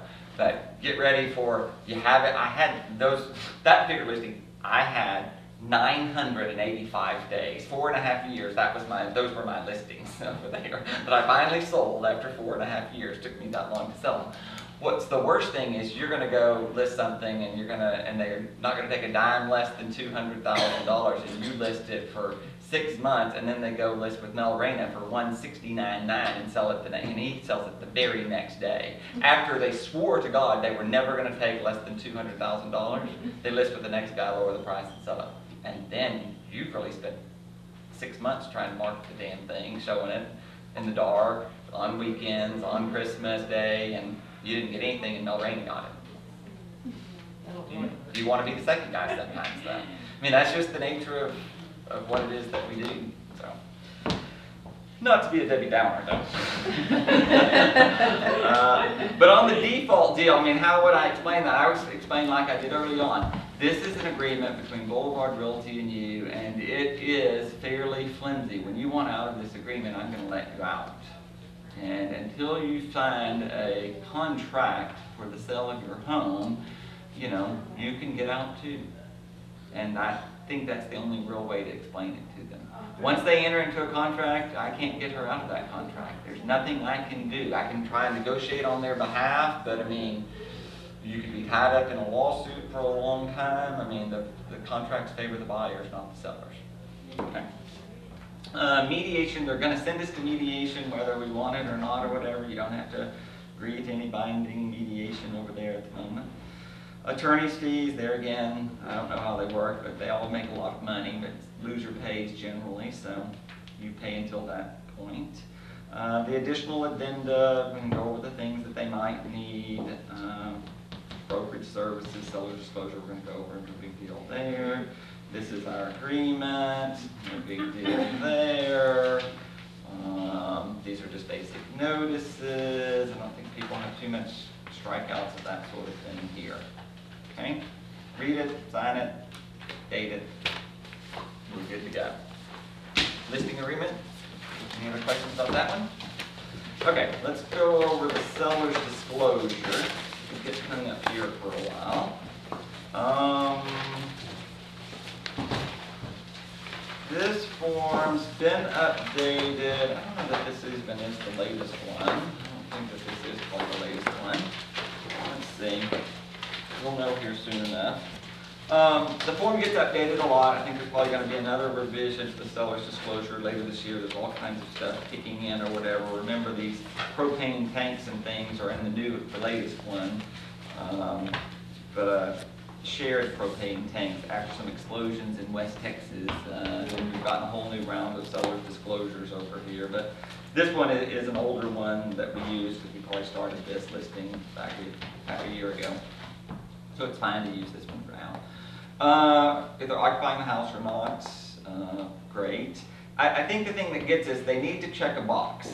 If they don't know, just put unknown, but it gets us a lot of times when people don't know and they just leave that one blank. So often the seller tries to fill it out, they leave it blank, wait till the realtor gets over there, and then you try and fill it out. When in doubt, check a box. Don't leave it totally blank, because it's either yes, no, or unknown. It is one of those three things. If you don't know, just check the unknown. Most people don't know about their hardwired smoke detectors or not. So cable wiring, let's just go down and see what questions you might have. Not stay too long. Cable wiring, we have it or not. Carbon monoxide detectors. Most people don't have it. They might have bought one, put it up somewhere. Ceiling fan. Cooktop. The cooktop is what's either dropped in or slid in into a hole over there that's not connected to the oven. That's what a cooktop is. Dishwasher disposal, emergency escape ladders, exhaust fans. Exhaust fans above a range or exhaust fans in the bathroom. It can be either one of those things. Either one are exhaust fans. So generally people have exhaust fans. Fences, fire detection equipment is a smoke detector, not necessarily a sprinkler system. French drains collect water at some point in the yard and deposit it someplace else outside of the yard. So generally they're at the back of the house and they're collecting the water in the backyard, and they're draining underneath something and going to the front of the yard. That's what that is. Gas fixtures can be any. What wants to know, do you have gas? You know, a gas lamp, a gas lantern, gas water heater. Those are all fixtures. So most people have gas. Natural gas lines that are there or not. Propane is the propane tank like Grandma used to have over there when you visited her, and they came and filled it with propane every winter. Not a lot of that. Mobile home parks these days, I guess. Hot tub, outside. Intercom system, microwave, outdoor grill that's attached, not the charcoal thing that you bought at Academy for Father's Day. The outdoor grill that is conveying with the property. So if you just have a gas line and you have a portable gas grill that's not being conveyed because it's not really fixed there, I wouldn't check that little box if you intend to take it with you. You really just have a gas line that you're conveying and not a gas grill. If you have a summer kitchen with a gas grill out there that's staying, then that's the gas grill. Okay. Plumbing system, that's an interesting one. Patio decking, I don't think there's any issue with any of those. Heaters. Sump pump, same thing, is generally underneath the house. I have a sump pump that sits below grade of my wine cellar, so when the water table rises, usually through a bunch of rain or whatever, there's a little bobber. So as the little bobber rises, then the sump pump kicks the water onto the Morrison side of the street of my house there. So it's sitting in a little deal, and when the water rises, the bobber kicks in and it pumps the water 100 feet on the other side of my house over there. I have a sump pump to keep the pressure of rising water from impacting my wine cellar, you know. I don't really need it. It was precautionary. We have several sump pumps underneath the houses. If there had been water, pier and beam houses, especially some of the older ones, you know, there were drainage issues, and some people are big fans of creating a hole in the middle of the house, channeling the water into the middle, and then using the sump pump to kick the water out to the street. I'm never a big fan of that. I would rather raise the soil and keep the water from ever getting underneath the house, but there are still plenty of houses that have sump pumps in them. That's when you would most likely see a sump pump underneath the house. A grinder, like in my particular deal, if you have a basement area, like the buildings at 11th and Harvard, they have a sump pump for the building. Most high-rise buildings have sump pumps usually. And they have grinders on the toilets on the first floor. You need a grinder, so back to my wine cellar, you go down grade of about 4.5 feet, And the sewer line happens to work fine because it's in the Morrison side of the street and it's actually about 10 feet below grade and shit goes downhill, not uphill, and it works just fine. I don't need a grinder in that scenario.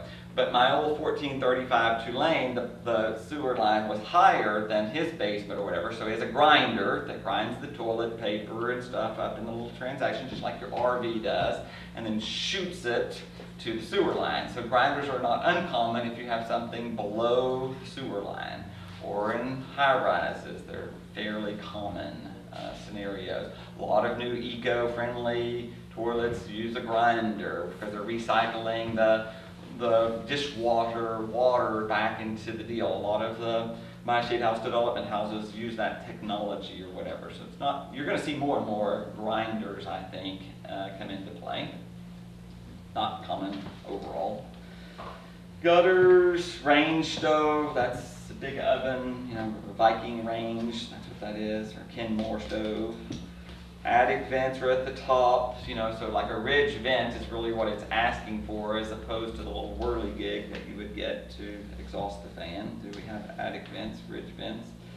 Sauna, smoke detectors, hearing impaired smoke detectors. Most people don't have those sort of things. Spa, antenna, washer dryer hookup, screens. Most people say no to the screens, even if they have a few. Public sewer system. No questions about any of those? Okay. On this, Can I, fire detection equipment, that's, because we have a smoke detector and we have fire detection equipment. it's, yes, because you just have the heat without the smoke that would cause the, I mean, we have a smoke detection system here, or whatever, that's not tied to the smoke detectors. It's a fire, it's a heat related deal.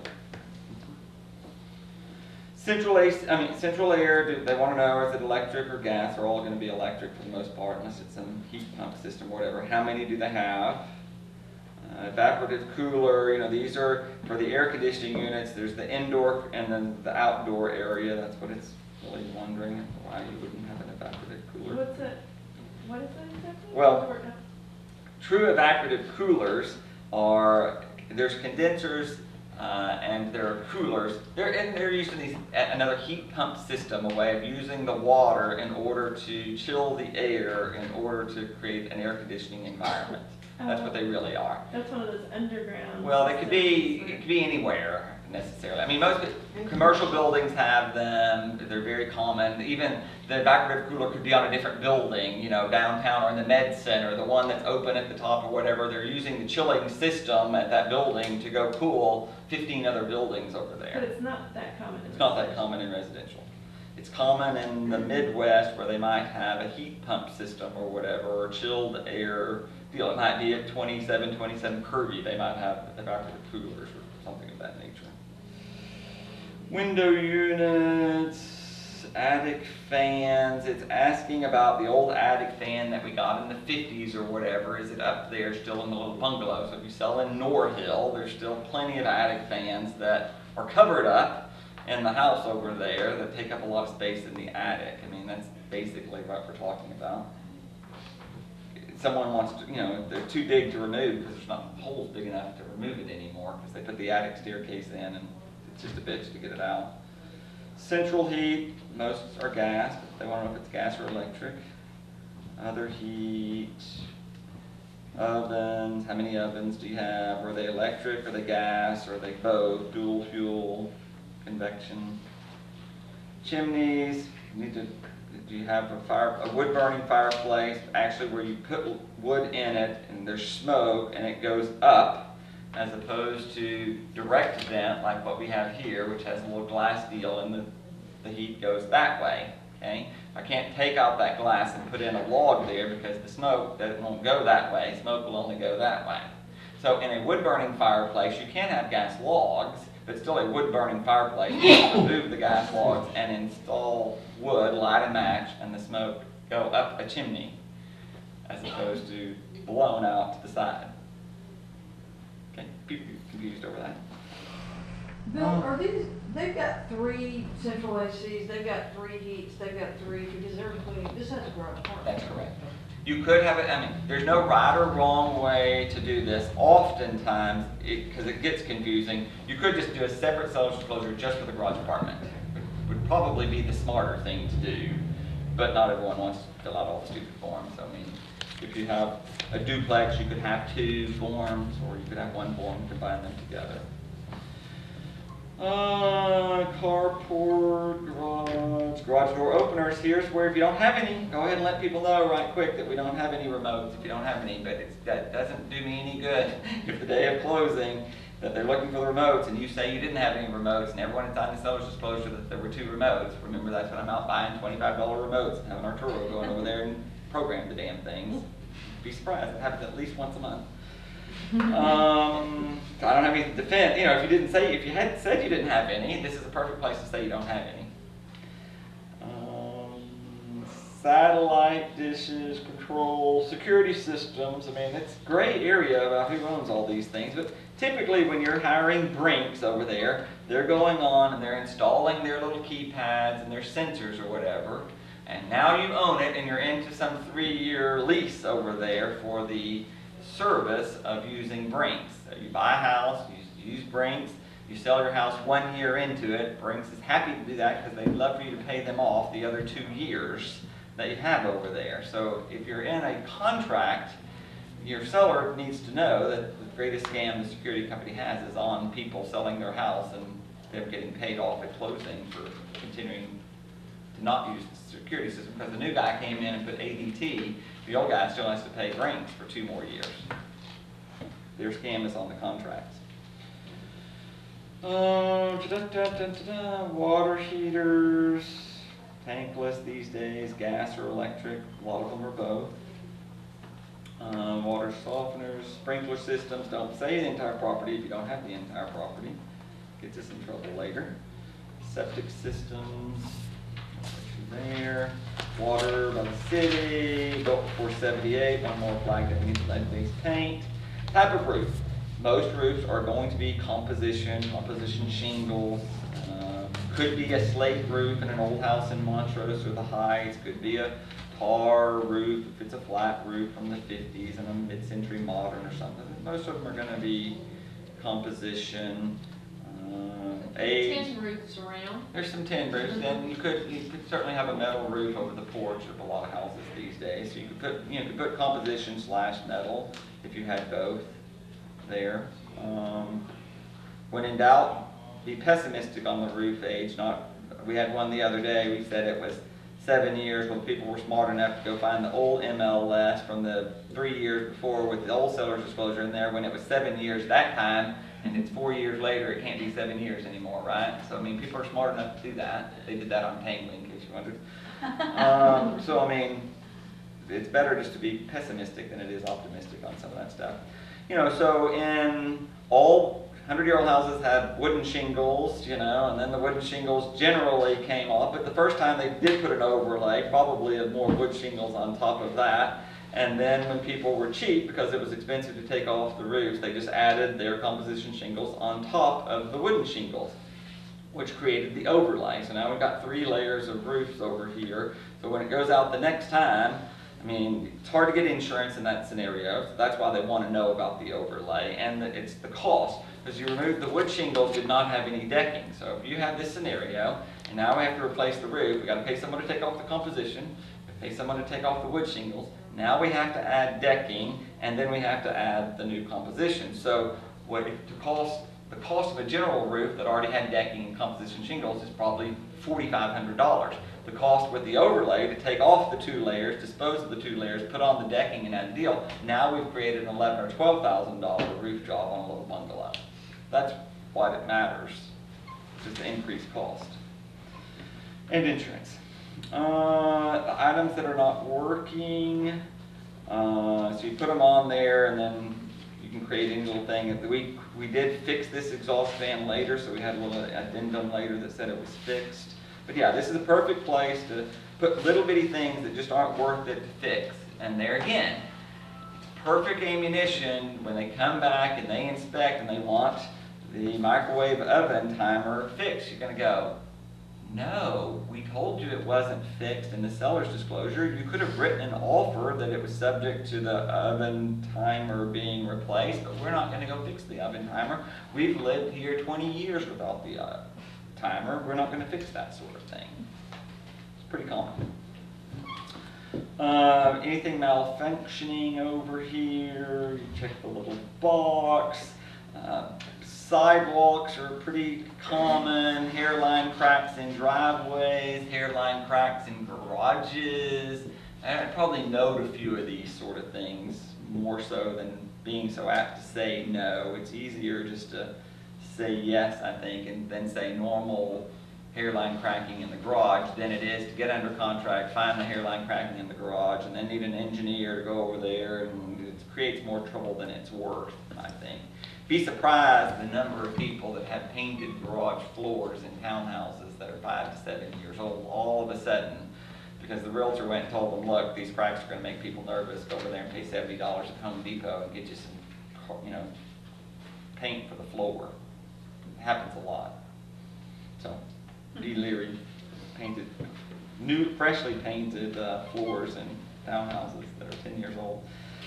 Are you aware of any conditions, or do you have these conditions? So here's aluminum wiring. So if you got a house from the 50s, probably better check and see whether or not you really have aluminum wiring. It's hard for me to believe that those ranch-style houses from the 50s or 60s don't have aluminum wiring, and the buyers and the sellers didn't know that they had aluminum wiring. They probably had an inspection. So we get into this fight all the time. They know that they didn't have it, but they really do have it.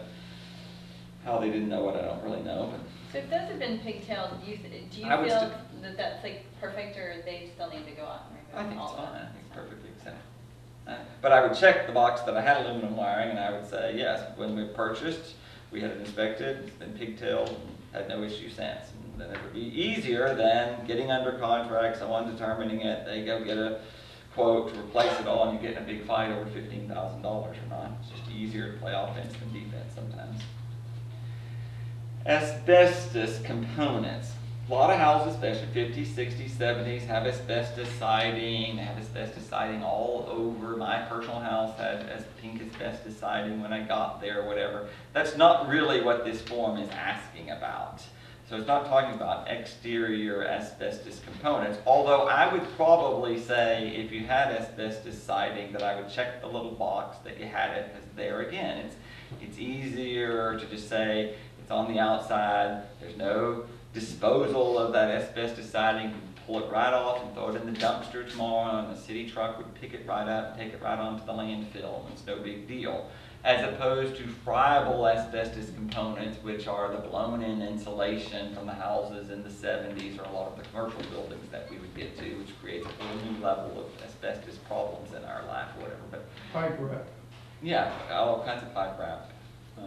So if they know, there again, I'd probably just say yes and move on down the road. Diseased trees get us all the time in the winter, whether or not they're really diseased or not. Fault lines are fairly more common than you would think in the city of Houston. There's a huge fault line in the middle of Woodland Heights. It's about 2.5 blocks from my personal house. If you go and look at the church on 11th Street that's made out of stone, it's been there since the 1800s. You can certainly see the crack in the deal. The fault line runs through Merrill and Redan and Woodland and kicks right on over to Bayland, where David Rourke's in-laws lived. That lot was vacant for really 50 years because the fault line ran right through there. They built a house designed over the fault line that has this floating foundation that it sits on, and people build on fault lines all the time, but they're common in the Heights, they're common in Grays Heights, they're common in Westbury. I mean, there's a lot of places that have fault lines. Camp Logan. They're out there. So I mean, there are maps on. You can Google them. You can Google Woodland Heights fault line, and you would see that one right there. You'd have to have a lot of experience to kind of figure out what does it really mean. It doesn't really mean anything in particular. I mean, it can cause movement of the foundation. Certainly, I mean that's what people are concerned about. But they're not. It's not like it's California and we're going to fall off in the ocean over there, but they're more common than you would think. And so hard for me to believe anyone over at Woodland Heights wouldn't know about it today. So it's there again. If you know about it, just check that there are fault lines in the neighborhood and give people a map, and they're going to say, oh, okay, it's fine, because there's plenty of houses over there on the fault line. Toxic waste. Everything's toxic these days. Drainage. Drainage gets people a lot. Remember, it's the next probably biggest fight we get in pier and beam houses, especially old ones or whatever. You know, would I note something that often the house collects water underneath when there are heavy rains for 30 days or more or something, or heavy rain for 6 hours or more or something. You know, would I say that? I probably would. It's easier there again than it is to come back and have someone. The problem with the drainage, and we're going to talk about inspections tomorrow, so we can stay on this one a little longer. You can create the berm and still have the problem. You can put in the French drain and still have the problem. You can raise the house and still have the problem. I mean, there's not an easy fix to guarantee that the improper drainage is going to go away anytime soon. Always, I think, keep the water from getting there in the first place. You know, so what we do in the pier and beam houses is underneath the house, where it comes to the edges, we go and create higher soil here that keeps the water from ever getting under there. So underneath the house, we raise the soil about a foot all the way around the house here. So then the water comes on the side, it kicks up and has nowhere to go and shoots out to the street or whatever. That's a perfect fix for that sort of thing. A lot of houses are too low. People get concerned about the soil being so high up against the house that the termites could get there, and I get it, or whatever. So what are we going to do to keep the water from going there? Maybe you could use some metal edging or something, but water's smart enough to get under the metal edging also, or whatever. But creating a sump pump or a hole in the middle of underneath the house and I don't think that's a very good solution. But I have lots of experience in dealing with drainage and a lot of failed attempts. People have fans underneath their house, so they put in the little blower motor and the fan, and then they come home one day and all their floors are buckled because it's too dry underneath the house, you know, which created a new problem for the wood floors that were there. So, got to be careful what some people recommend, because one new solution may create another problem or whatever. But it's certainly a concern in the winter when it rains every day. Encroachments, these are fences. Improvements, encroaching on other people's property. That Drew just sold that Cooper a house, and actually 2 feet of this structure was on another property, adjacent property. It's been that way since the 40s or whatever, and we sold it just fine or whatever, but it is, we have a lot of buildings, we have a lot of garage apartments that are not on the property in the Heights. I mean, they just built over into the alley. They did it in 1946 or 56 or whatever, and you know, it happens all the time. Plenty of people fenced in alleys, and plenty of people have tool sheds and other structures out into the alley or whatever. It can be a problem. Generally, the lender gets over it they flag it in the survey, and someone says, and then we say, well, there's no value to that structure anyway, and so the lender makes an exception, and so you can get by the lending side easier than you think. It's, can you get by, there is potential risk that someone's going to bulldoze down your garage apartment to make way for their new Lexus SUV that's going to go down the alley soon. So, I mean, there's inherent risk.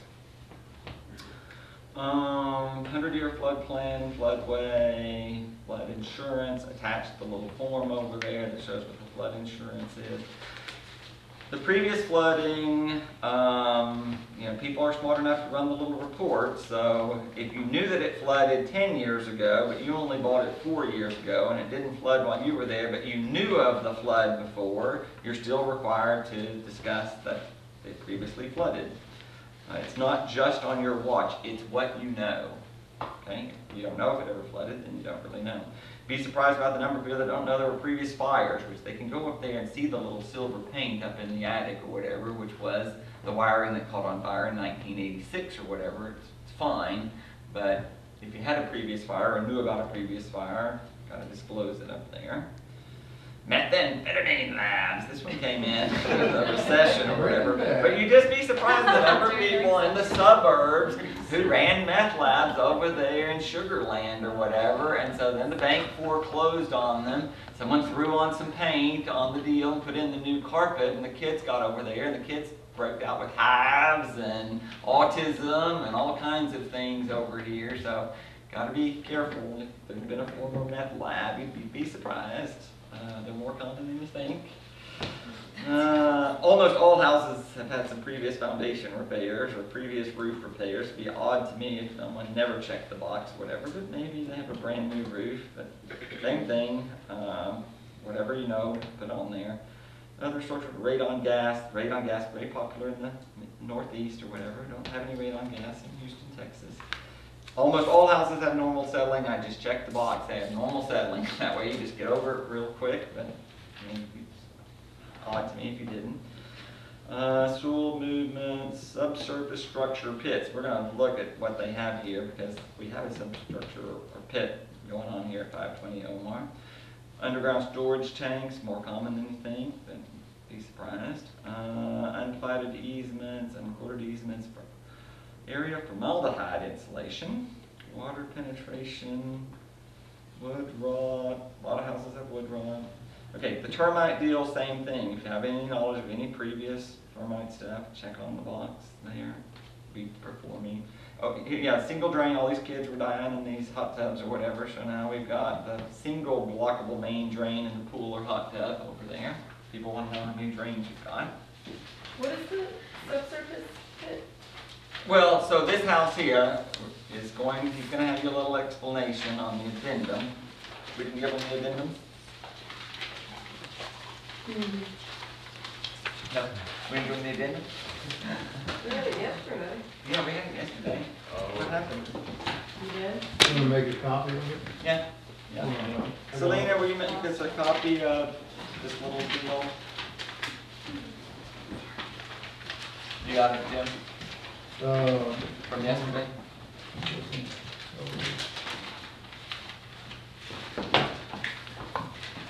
Sorry, you did good there. You got one? All right, thank you. Oh. Thank you. Yeah, make us a copy of that. We'll come back to that question. So you note there on the next page anything odd that you need to explain, because they have a whole separate sheet here, which is lovely.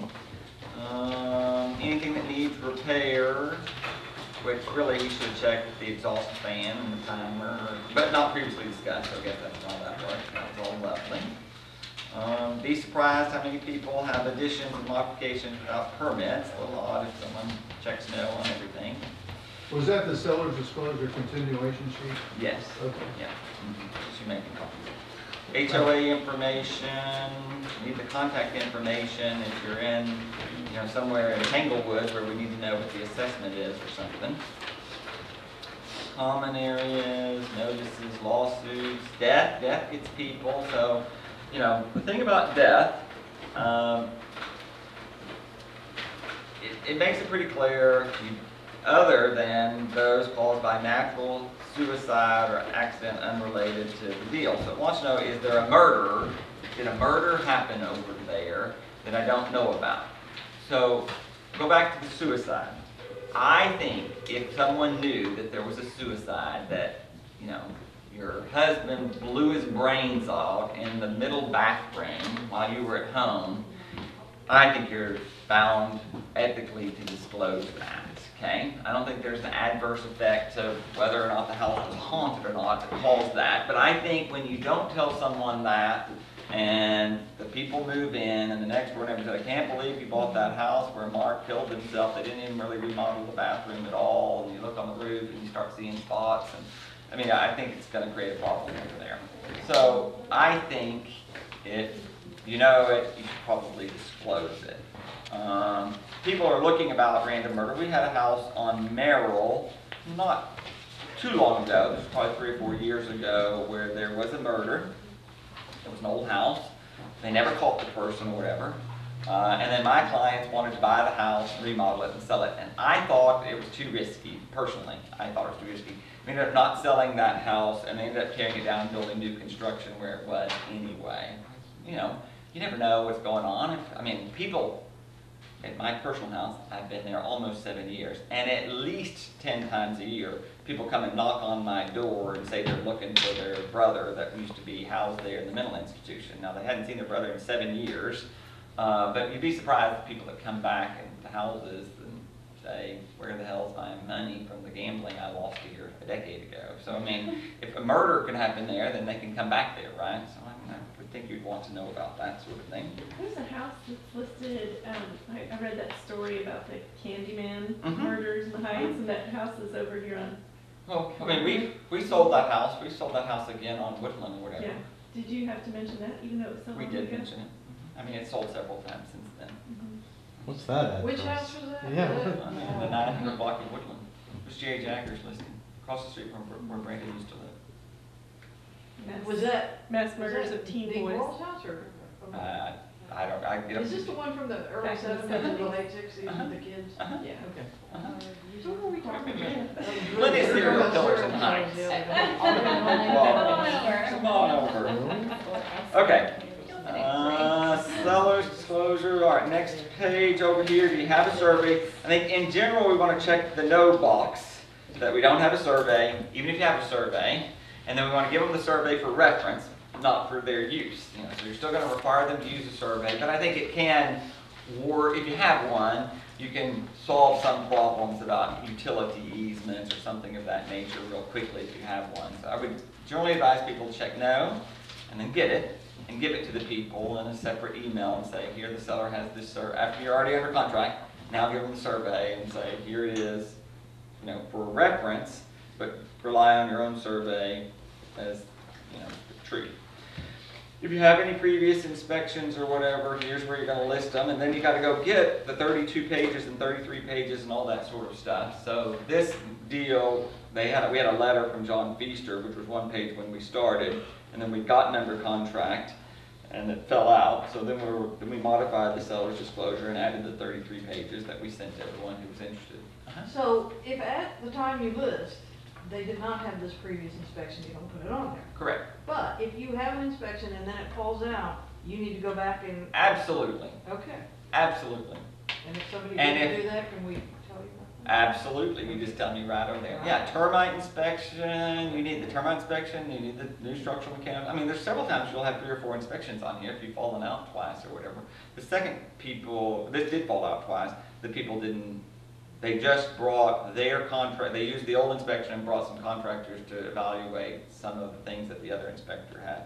And then they terminated their option period because of the ceiling height in the second story. But I mean, they didn't fall out over inspection. And the first one, we got out, this particular house, we got out of the option period. We agreed to the repair number and got out. This was David Rourke's client, who then the fiance didn't like the house or whatever. And so we gave them back their option fee. We gave them back their earnest money after the option period and just moved on down the road and sold to somebody else. It wasn't worth Is it acceptable for an agent to say, well, I didn't accept a copy of the inspection? Did it go to their email? I don't know. I mean, they would say, no, it didn't. If they don't have a copy of it, then what you would normally do is find the other agent and ask for a copy for them. People are smart enough to see who had it OP'd in the computer and go back to them or whatever. Or, you know, nothing's worse than, you know, a buyer getting under contract on a house and they call Fox Inspection and say, oh yeah, we just inspected this last month for John Smith, whatever, and you didn't tell them that, you know, it's a small world in real estate.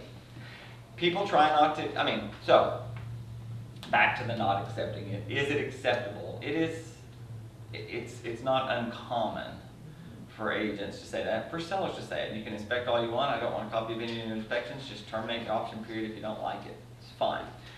9th Street today, we're under contract. And the people were a little angry. They sent over a list and it had about 20 repairs. There ain't nothing wrong with this house, first of all. Okay? It's just like every other house. So they sent a list, and so immediately, I mean, we didn't even, we counted back and said, you want the house, buy it. If you don't, we don't care. But I mean, we're not fixing one thing. We'll give you $4,000 total, just buy it or not. They were already paying about $30,000 over the asking price anyway, so we got to give them something so they feel good. So then these buyers came last night, knocked on the door to talk to the sellers, unbeknownst to me or the other agent, honestly. So the sellers made it, they had a nice chit chat or whatever, and the seller said, we don't want any more inspections. Buy it or not. I mean, we don't care. We got plenty of backup offers. Buy it or not. So then they made appointments today for an engineer and electrician. Okay? So I didn't know anything really until we tried to make the appointments. Then the guys called me and say, oh my God, the people were here last night. And we told them we don't want any more inspections. So basically our gist today, because my people didn't want to allow anyone else, theoretically under the contract, the buyer has the right to bring out normal inspectors. They noticed, the inspection says that there was a mild out of levelness on the 2nd floor in the master closet. I don't think it's out of level, but didn't highlight anything. But the 1st floor is perfectly level. You're never gonna get the second floor level. I mean, I don't know how you can't fix that. I mean, it is what it is. It's been that way. The house was sold 3 times in the last 10 years or whatever. So our deal is, yes, you can bring whatever engineer you want today at 1 o'clock. I'm sure it's probably going to meet them shortly. But we do not want a copy of that report. You can bring out anyone you want. We'll meet you there, let you in, but buy it or not. And the buyers, and there was conversations again today with everyone, said, look, we're going to buy the house regardless. We just want to know for our own peace of mind, if we want to fix this in the future, what it's going to cost us or whatever. And so we said, okay, come on out. But I'm not going to accept any report because that was a condition of allowing me back in with this engineer. Did you accept the first report? The inspection report, sure. I was going to, and there again, we have these people that are waiting in the wind. I went ahead and forwarded the inspection report on to Amanda and Warren, and because any potential buyer, we're going to have to forward that inspection on anyway. It was a normal inspection. There's anything odd about it. But so you can say, I don't want that report. But if they turned around and they had a shitty engineer's report and they emailed it to me, you're going to have to disclose it. So I tend to just forward all the inspection reports immediately to the other agent. We're going to review it, just want you to have it for your records. Now we've leveled the playing field a little bit here. So a lot of builders won't accept any inspection reports. I had a conversation with a friend of mine the other day who was representing the buyer, and they were buying a townhouse or a condo.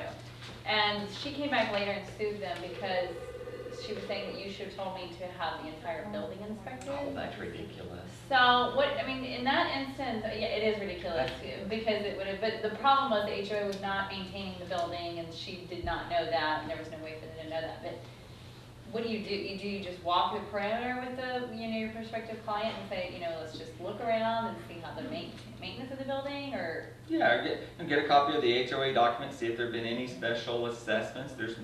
I had one. Yeah, normal due diligence. You would not normally inspect the entire building. Right. I mean, that would not be common unless you were alerted that there had been previous issues or whatever. I represented a seller of those little townhouse things right by Reagan High School, so 14th and Arlington or whatever. And my seller, who I did not really know particularly well at that particular time, what happened was they did an inspection, there was some water penetration, there were some window issues or whatever, so it's a small little community over there.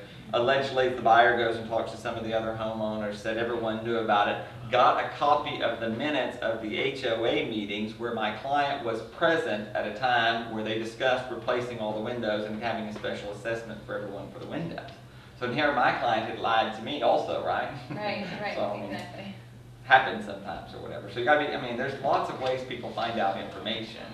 Okay. But if the seller just really didn't know there was a problem, that's Right. gonna be a frivolous lawsuit. Unless they just knew that there were discussions that the foundation was failing or Something's something. wrong with it. The windows at 27 Kirby were all installed backwards, First person goes and touches the window and falls out the window. That's a lawsuit waiting to happen. Yeah. So yeah, people get us all the time when you fall out of contract over inspections. They've got to modify the seller's disclosure, put on the inspection report, have a copy, and provide to the new buyer not only the inspection report, but the 32 pages and the 33 pages and the 1 page or whatever. Whatever you have a copy of, you got to get to the other people. And you want to sign that they've received that so that they can't come back to you and say you didn't disclose it there. These insurance claims all the time, you got to ask this question here, have you received an insurance claim? So same thing, I was selling 1326 Rutland, normal transaction going on, and got out of the option period, and then the people, their insurance agent ran a deal, and there was a $17,000 claim on the house or whatever. Now, I didn't know anything about it, and come to find out it was their boat in Lake Austin on Lake Travis. And when you file the claim, it goes against the homeowner's policy or whatever. So, I didn't think to ask, did you have a boat claim or whatever? But now I know to ask those sort of questions or whatever. But, they're going to do a review, and if there's been some claim and you didn't disclose it, because had roof damage, collected the money for the roof, never replaced the roof, happens all the time. So I would ask, has there been any insurance claim? Any lawsuit? Next door neighbor, don't have some of those going on over here in the Heights. Fights over fences, happens all the time. The smoke detectors, meeting this safety code, whether they're hardwired or not.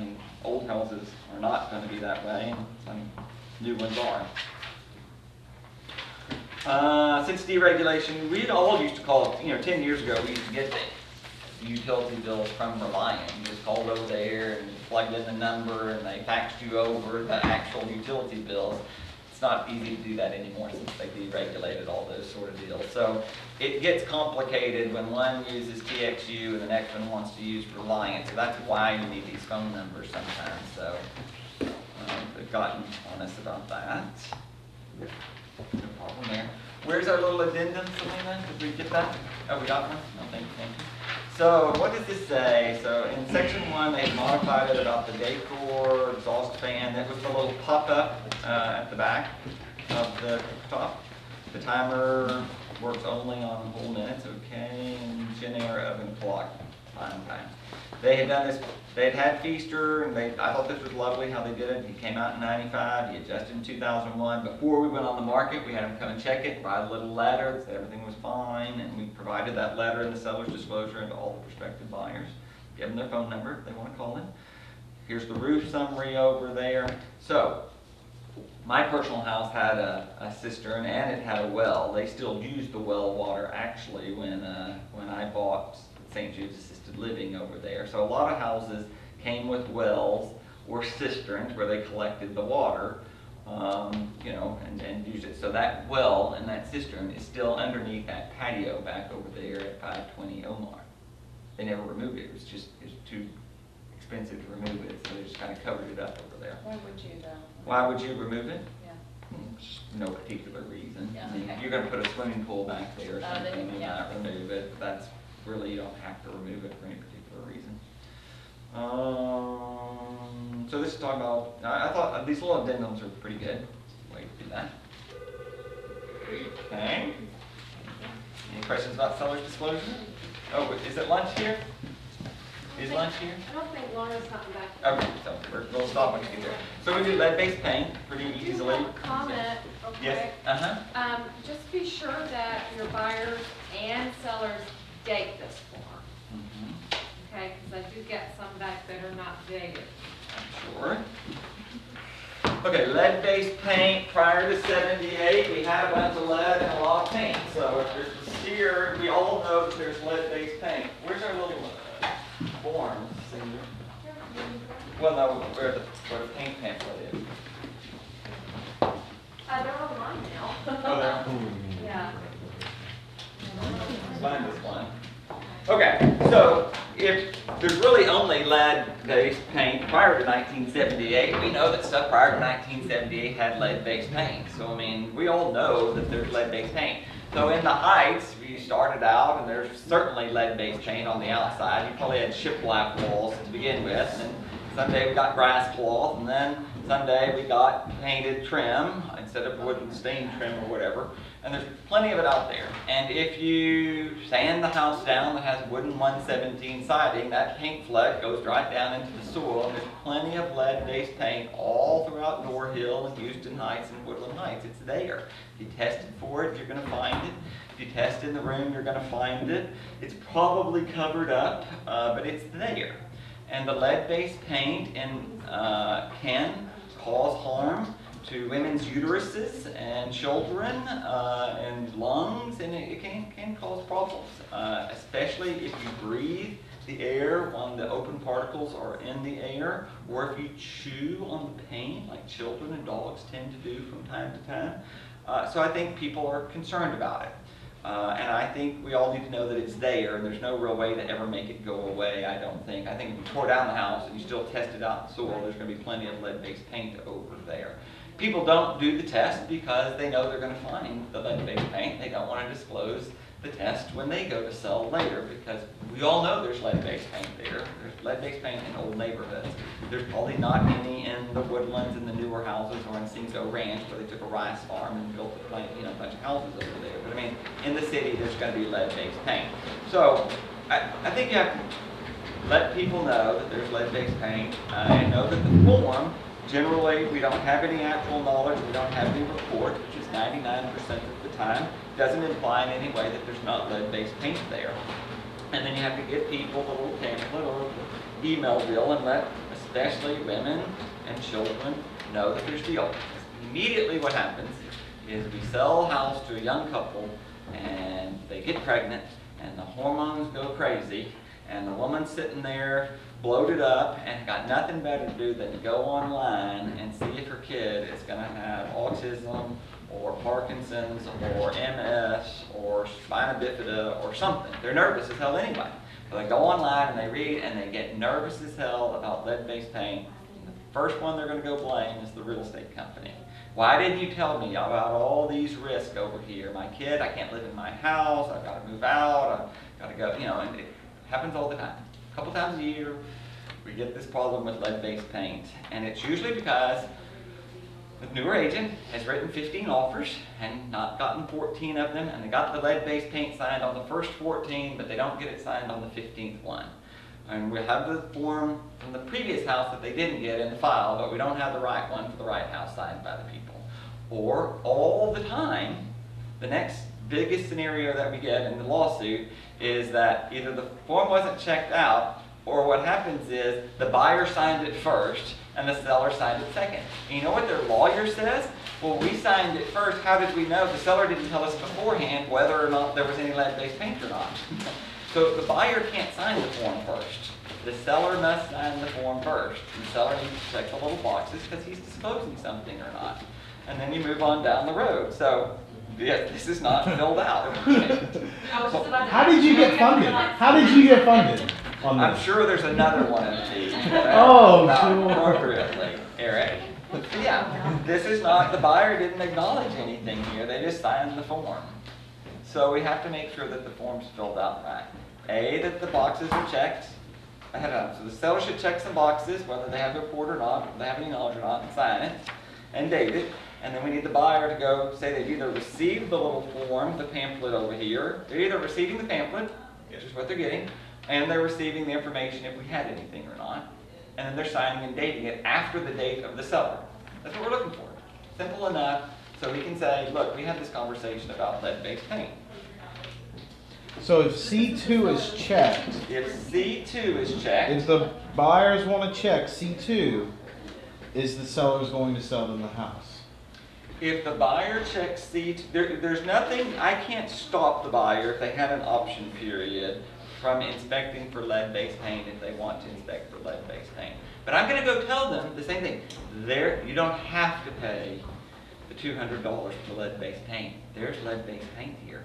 I know there's lead-based paint. There's no lead-based paint in this building because this building is brand new. But if you went and tested the flower bed, there were 16 units. We pulled those down over here. The debris, the fleck of the paint had been into the dirt. I know it did. You could test the soil, and yes, you're going to find lead-based paint there. If you just look for it, you can find it. And I mean, so, how toxic is that? I mean, your kid goes and eats a mouthful of dirt. You don't run into if it's a mouthful of dirt, it's going to be fine or whatever. It's sanding down the wooden house that she lives in. Right. You know, there is plenty of that. So it's really to more say like that if you're gonna go and remodel an That's older right. house, but if you're just gonna live in the house, you start live in the house remodel, and it's painted over. I mean, so we didn't have any lead-based paint since 1978. So we know we painted over the lead-based paint. So there's no study that says there's any problem that there's lead-based paint Right. in that baseboard if it's painted over. My clients are, she's pregnant, they have a 2-year-old, There you we're go. getting them inspected, and I'm freaking out about this lead paint, I'm like, it's there. I mean, It's there. It's there, but the house is completely remodeled, so I'm not sure what you're looking for. So unless you're gonna tear down a room, I don't understand. Like that. These painters should all wear masks when they sand these houses down. But of course, they don't have a uterus, and so they're just going to have one. They might grow one. They could. They're growing things more these days or whatever. You know, so I mean, it's a problem even for people breathing that in. But it's the women and children that seem to have the highest probability of problems. I mean, you can tell them they're there. They're freaking out. So once they have the inspection, Uh-huh. they're going to give it to you, You're and they're going to say, we found lead-based paint in this 1920 plumbing. And it didn't adversely hurt my cellar because every house over here has lead-based Right. paint, unless it's just brand new. But then now they back out of the contract Sure they because can. it's lead-based paint. Sure they can. And now you have to disclose that to everybody else, your lead-based For paint 4 years. findings? Yes, you do. Oh, 4 years. For 4 years. Okay. Or they negotiate that You'd they actually want have, the if you entire know house. that there was lead-based paint, so you'd end up having, you'd have to get the inspection report for 4 years, but you'd have to check the box that you have knowledge that there was lead-based paint based on tests that was done during the time that you own the house. But there's also an inspector that does just lead-based paint, like, I had this happen last month, and it was great that he came, because he actually put my client at ease. Oh, it's, Yeah. He was like, it's here, but it's fine. unless you're gonna be sanding many layers of paint. Right. I mean, Thank we you. don't want to diminish that there's lead-based paint. The minute we do it, someone's going to jump out and have a problem or whatever. So, I mean, but there's lead-based paint in all the houses. In Oak Forest, in Westbury, in Little Bend, in Montrose, River Oaks, Everywhere. they all have. And then in D, they need to check 1 and 2, correct? You know, in D, you only check 1 if there was a report up above that they had to give you. Oh, I'm sorry, So if you sorry. check B and D, which is typical, then they wouldn't check 1, they would only check 2, that they've gotten this little pamphlet, Yeah. which they could have received electronically now.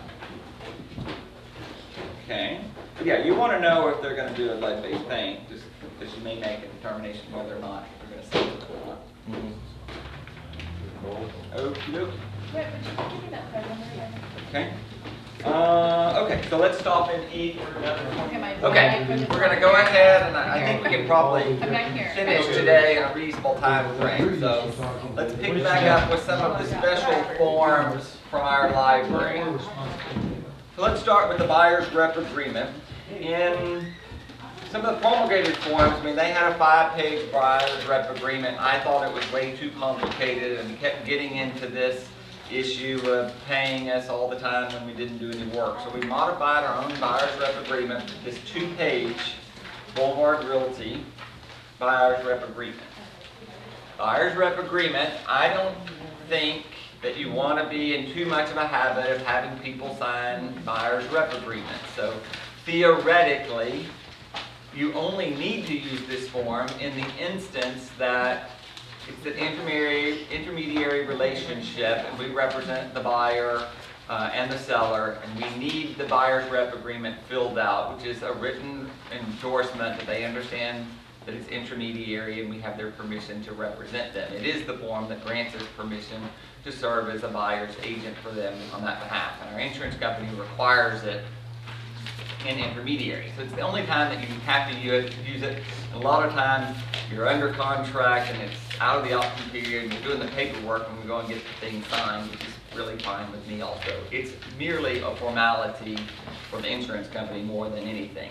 Because in theory, when you make an offer on behalf of someone and you check the little box, you've entered into a buyer's rep agreement. It's just not as formal or written as this one right here. So we serve as buyer's agents all the time without a buyer's rep agreement.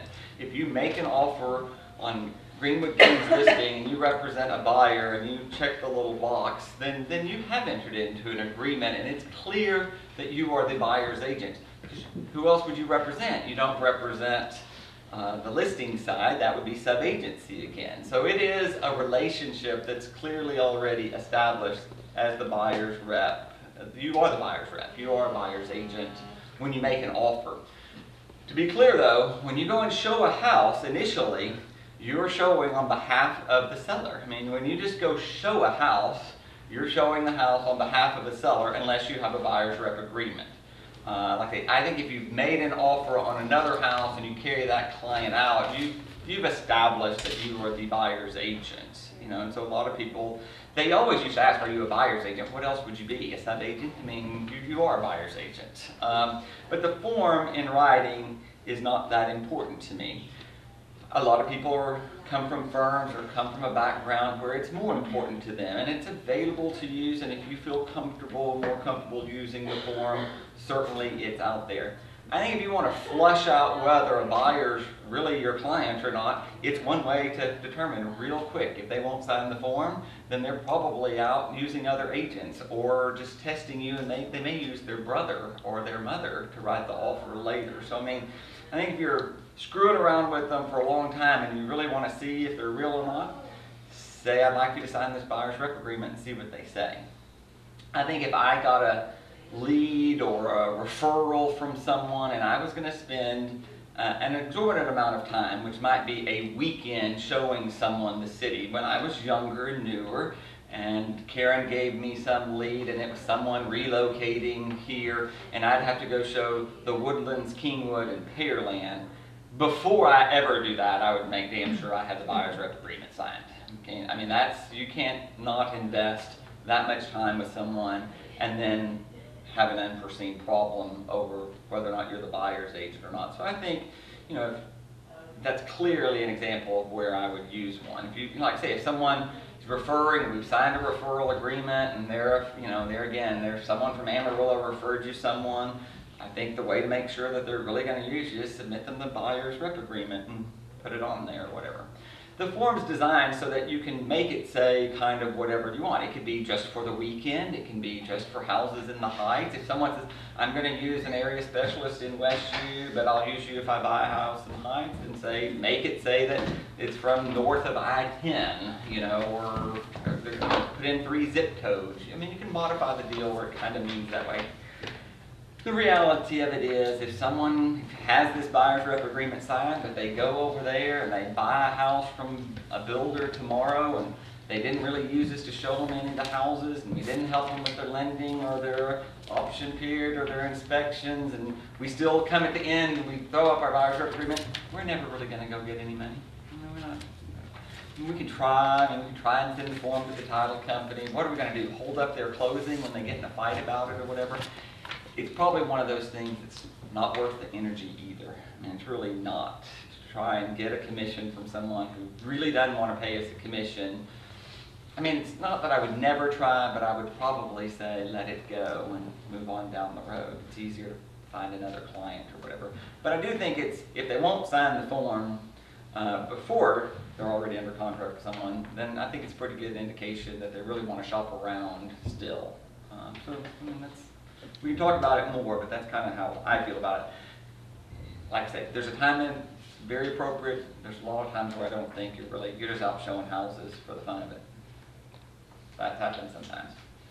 So it's a pretty vague deal or whatever. We're not going to make them, you know. And it's there again. If someone signed the buyer's rep agreement and they went out with Star for 30 days.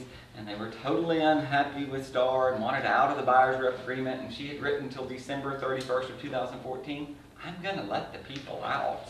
I'm not going to make them stay entrenched into some buyer's rep agreement. That's not what I want to do. I want to do business with people who want to do business with us. If they don't want to do business with us, I want them to go on and play with Vinod, you know, or somebody else over there.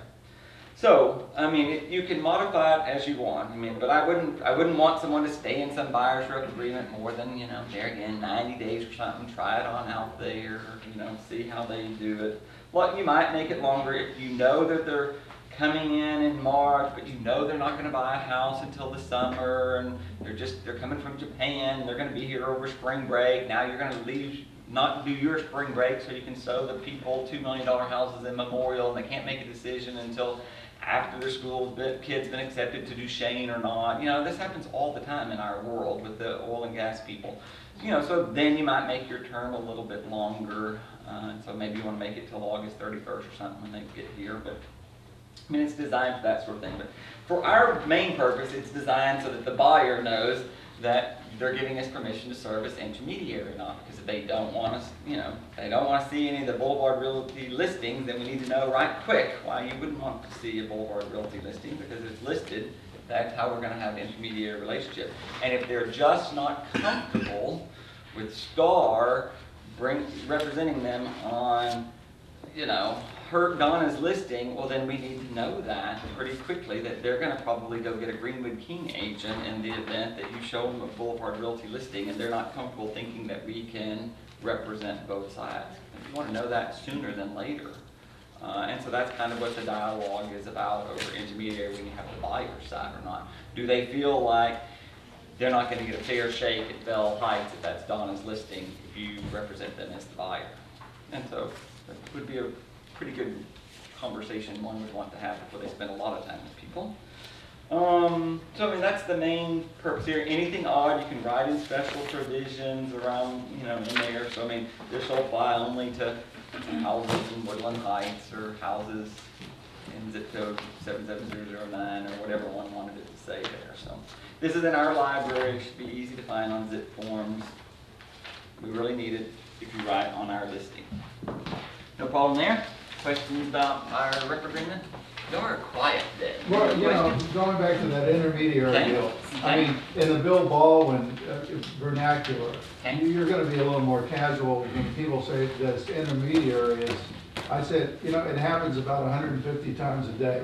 It doesn't always happen at our firm that much, but it happens in Houston that much, almost on a daily basis. Of course it does. So it's really not that big a deal, and we don't know, as the listing agent, who is gonna be bringing the buyer. I said, it only happens when, you know, two agents working for the same firm are, you know, one's gonna be the buyer and one's gonna be the selling agent, so, Absolutely. you know, I just kind of tamp it down to where it's very nonchalant. So long as they understand there's a process in play in the event that they don't feel like they're being treated equitably or fairly, then that's why we have an intermediary. Then someone's able to step in and help advise them. Right. So, I mean, it's an extra step of protection, I think. No questions about that one? Okay, let's move on to our contract price addendum. Oh, is there a limit, maybe I missed, was there a limitation on, how big the area can be? I mean, No, you don't want to it's say. usually greater, Texas? yeah, it could be Texas, could be the 5-county area Yeah. around Harris County or whatever. There's nothing wrong with the, Nothing saying wrong. inside the loop or inside Beltway 8 or. Nothing at all. Okay. Yeah. And like I say, you might have a client, they might want to see Kingwood, Cinco Ranch, the Woodlands, and Pearland. It Yeah. happens all the time. I mean, when people relocate from some other, they don't understand, you know, and there is virtually no difference between those. It's who they know or who they, you know, if they work downtown and they need 5,000 square feet for 289,000, they may have to look at all those places. Okay, contract price addendum. This would predominantly be used with the listing side. So we take this form on our listing appointment. We just went with Glenda, and they were interviewing a number of realtors. I know that they were interviewing a number of realtors, whatever. And of course, they knew about Boulevard Realty in the neighborhood. But we talked about one of the reasons they would want to use us is because we use this form to flush out what are real people versus people just getting houses under contract for no apparent reason. And then deciding if they want them or not. So I think it's a nice form to use. And what it basically says is, if you are a buyer and you're buying a house over the list price, the financing and the appraisal should only be based on the list price, and you must be willing to pay the difference in the event it does not appraise for anything more than list price. If I'm the listing agent and I set a price at $1,179,000 on 9th Street, and you're a Coldwell Banker agent, and your client's willing to offer $1,230,000, $51,000 over the asking price, you're willing to offer that, then you should realize that I probably don't think it's going to appraise for that, or I would have listed it for $1,230,000, right? But if you're willing to offer that, you should be willing to pay the difference over the list price in the event it doesn't appraise. And if you're not, I damn well want to know about it. Because the seller needs to know you're probably just offering an inflated price in the event that you hope that it appraises for less than that, right? And why have that fight 3 weeks down the road? I'd like to know about it before we sign your offer. And I think it flushes out people pretty quickly if they're not willing to sign it. But most people, you would be surprised, are happy to sign the form and move on down the road or whatever. But I think we're doing our sellers a disservice if we don't use the form. And I think the sellers appreciate that we have this form to know whether or not the people are real or not. So I think it's helped us a So lot this in is the part of last every year. listing. This is a part of our listing, especially when I think there's going to be a multiple offer situation or Okay. something. I mean, I would put it in there. I would put it in the packet and discuss it with them, you know, in the event that we get offers higher than the list price. This is the form we would use to figure out if the buyer was serious about paying the difference in the event that. And you hope that they appraise, but if they don't, they should be willing to pay the difference. Anyone had any problems with the form? No, I mean, but you'd also be having a conversation with the buyer in the fact, well, how much exactly are you gonna be putting down? Because Yeah. then all it does is skew the loan to value ratio. Yeah, you would know what they're putting down, sure. Yeah. Sure. And even though it doesn't appraise over, I mean, if it appraisals only at list, if you're putting 40% down or 50% down, you may not have to come to the table with the 51,000. That's right. Yeah. You can just adjust your loan to value ratio. It's easy if it's greater than 20%. Yeah. But this only makes up the difference in the gap. So In the if gap. it appraises, so you listed at 100,000 and it appraises for 80, and they paid 120, they're only going to pay 100, correct? Well, you have to have a basis. Yes, I mean, that the form theoretically says just what you said. We haven't really had that many problems with that. It's the fear of trying to list what. So when I go on the listing appointment, I tell people it's a strange 9th Street. Prime example. On paper, the damn thing is worth about $1.1 million. It's a really great time in real estate. You got 4 bedrooms and the best backyard in all of the heights. Someone's willing to pay at least $80,000 more for that today, but the likelihood is that there'll be a bidding war. So let's do this same scenario. I don't know how many times Jim's has been on there.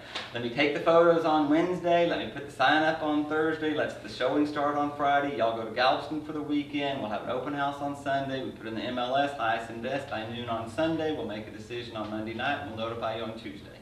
It's exactly what I told them. It's exactly what happened again.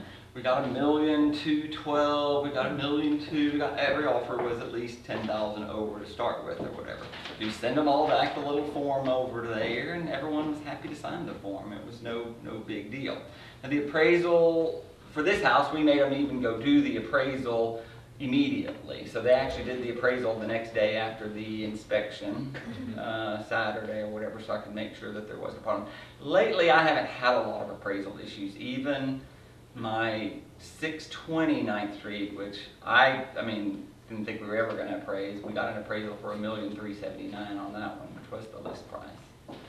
But yeah, I mean, you have to have some basis to start with, so the list price is kind of, that's why I don't really want to, I think it's, when I'm going against these listings, if I'm competing with someone, I think it's too dangerous to list high, be on the market 30 days, and then say, well, we can always go down. Yeah, but now your house is labeled. Nobody wants the house that's been on the market for 30 days. They think there's a problem with it. And I'm now negotiating from, I'm playing defense instead of offense. And it's harder to backtrack and get people to make offers when the house has been on the market for 30 days. That listing with Glenda is the same thing. They want to list higher than I want to list. And I'm saying, the market's going to tell you what it's worth very quickly. It's going to tell you what people are willing to pay. You could list for $1 and see what happens today, and it would be better than it would be to list for $50,000 or $100,000 more than I really think you're going to get at the end. If someone's willing, I mean, today someone will offer $50,000 or $100,000 more in today's market for a really nice house. So, again. Would you ever use something like this if you're representing the buyer to show the seller? Yeah, absolutely. We know we're have. coming in over? We have. We're good with that? Mm-hmm. Yeah, or you Pick could me? you'd use the form or the same thing. Just write in special provisions, property, you know, buyer understands property may not appraise above list price, will pay the difference out of pocket.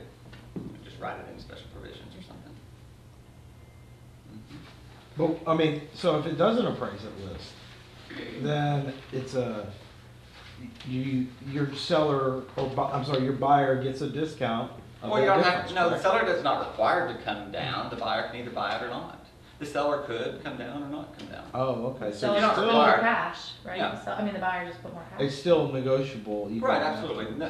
Neither party would be obligated then. The same thing, if they had a third party addendum, you know, then they could, and it didn't appraise, then maybe they can't buy it, you know. If it, in that scenario, if it only appraised for $1 million and they were putting 20% down and now they've offered $1,230,000, you know, they don't have enough money. No matter what I write in there, if they don't have enough money, they don't have enough money. So that's why I think at some point you just say appraise for list price or not. It's what you can't, it's hard intellectually to go over there and say, look, the thing's only worth $1 million, but I expect you to pay $1,300,000. You know, it's hard to get people to digest that. They want to know that there's multiple offers, I think, because it makes people feel better that they're in multiple offers. If they were the only one bidding on the damn thing, they're going to get cold feet later anyway. That's, yeah, I don't want to go say it's not, because what you're saying, if I say, must appraise for at least 50% of the list price, if you hypothesize, you know, you're just telling the world, You're a dumb fuck. I mean, yeah, you can't say that. Well, I mean, the form could be written that I understand that I'm paying over list price and will make up, like the appraisal, any appraisal issues. You It could could be say that. written It could be, differently. it could be, you Yeah, could say that. I think it does protect the buyer as well. In the event that it doesn't appraise for Because list price. my Westmoreland house, it didn't appraise, really, even at list. So, you know, there was a lot of, Well, you could have gotten out. no, not really, you should read the contract.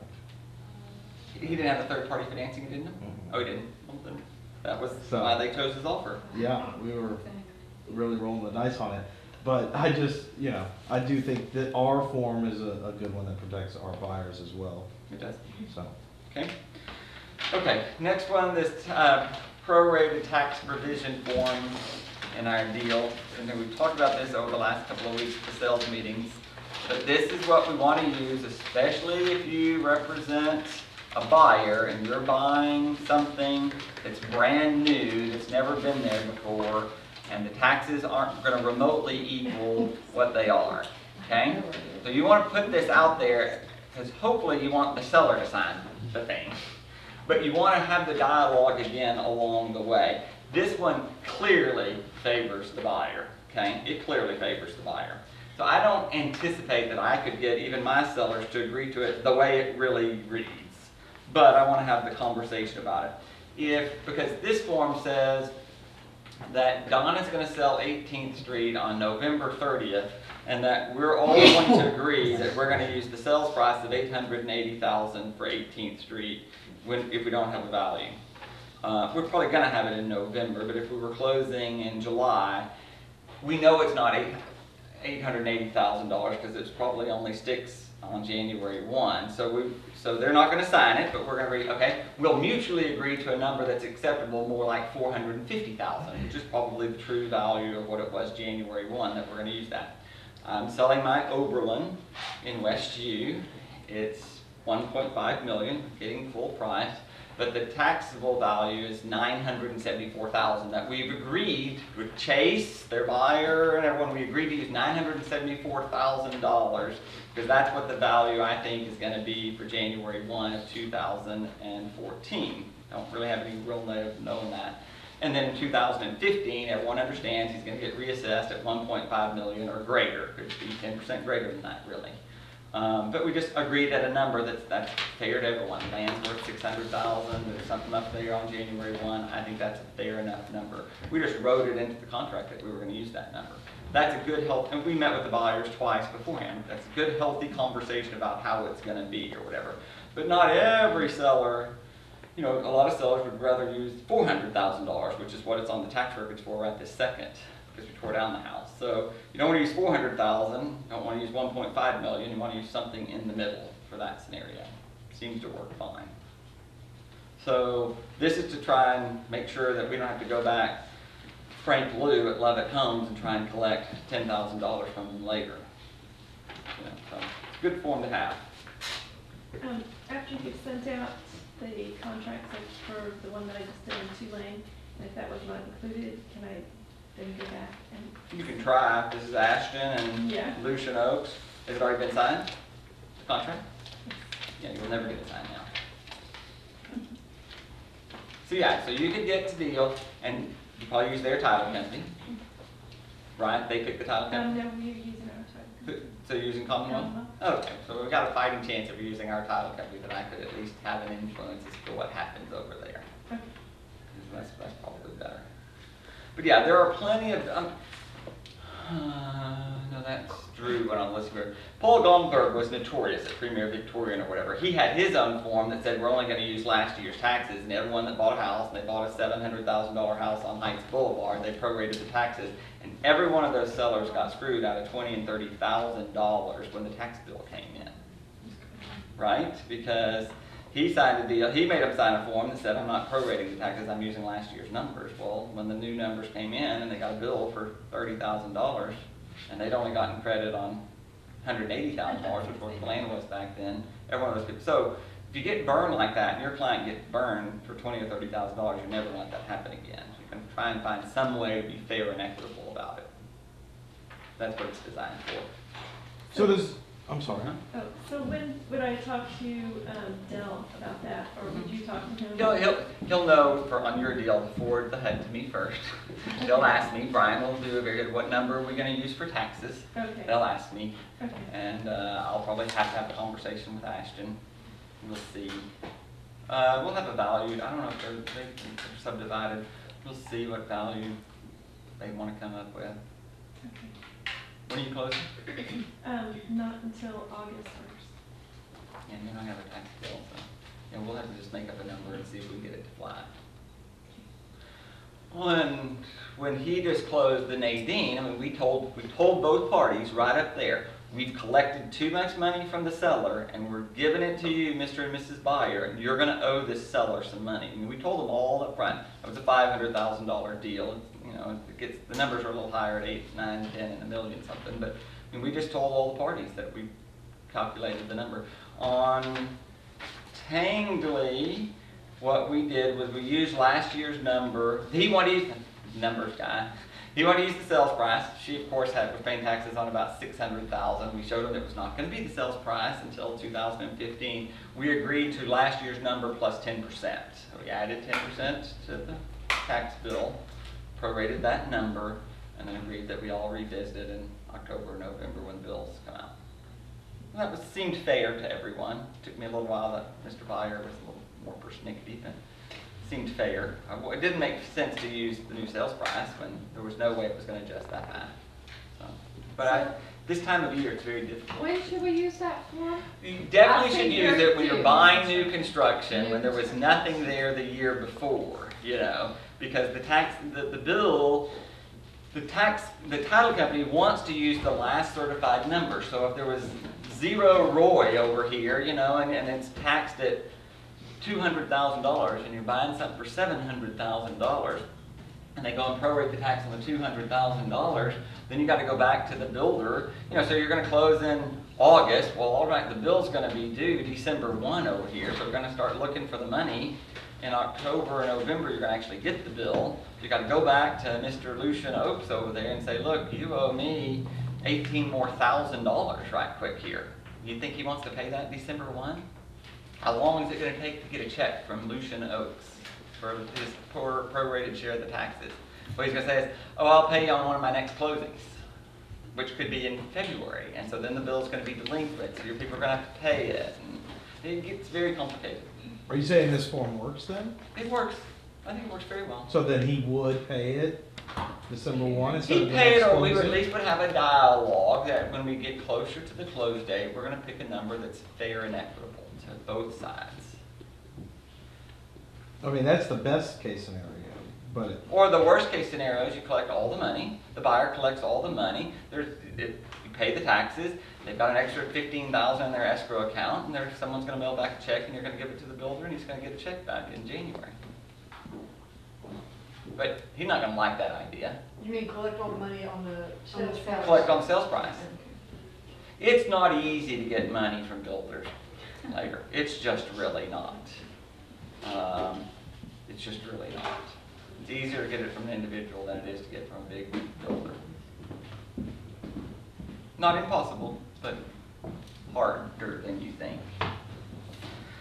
Okay, but I think the most important thing is having the discussion early on so that you can tell if they're going to be assholes or not. You'd like to know that. But even without this form, I mean, we can still have a conversation in But what if they won't October. agree to it? Well, but we still can have that conversation. Sure you can. And when you have the conversation, it's with the agent that...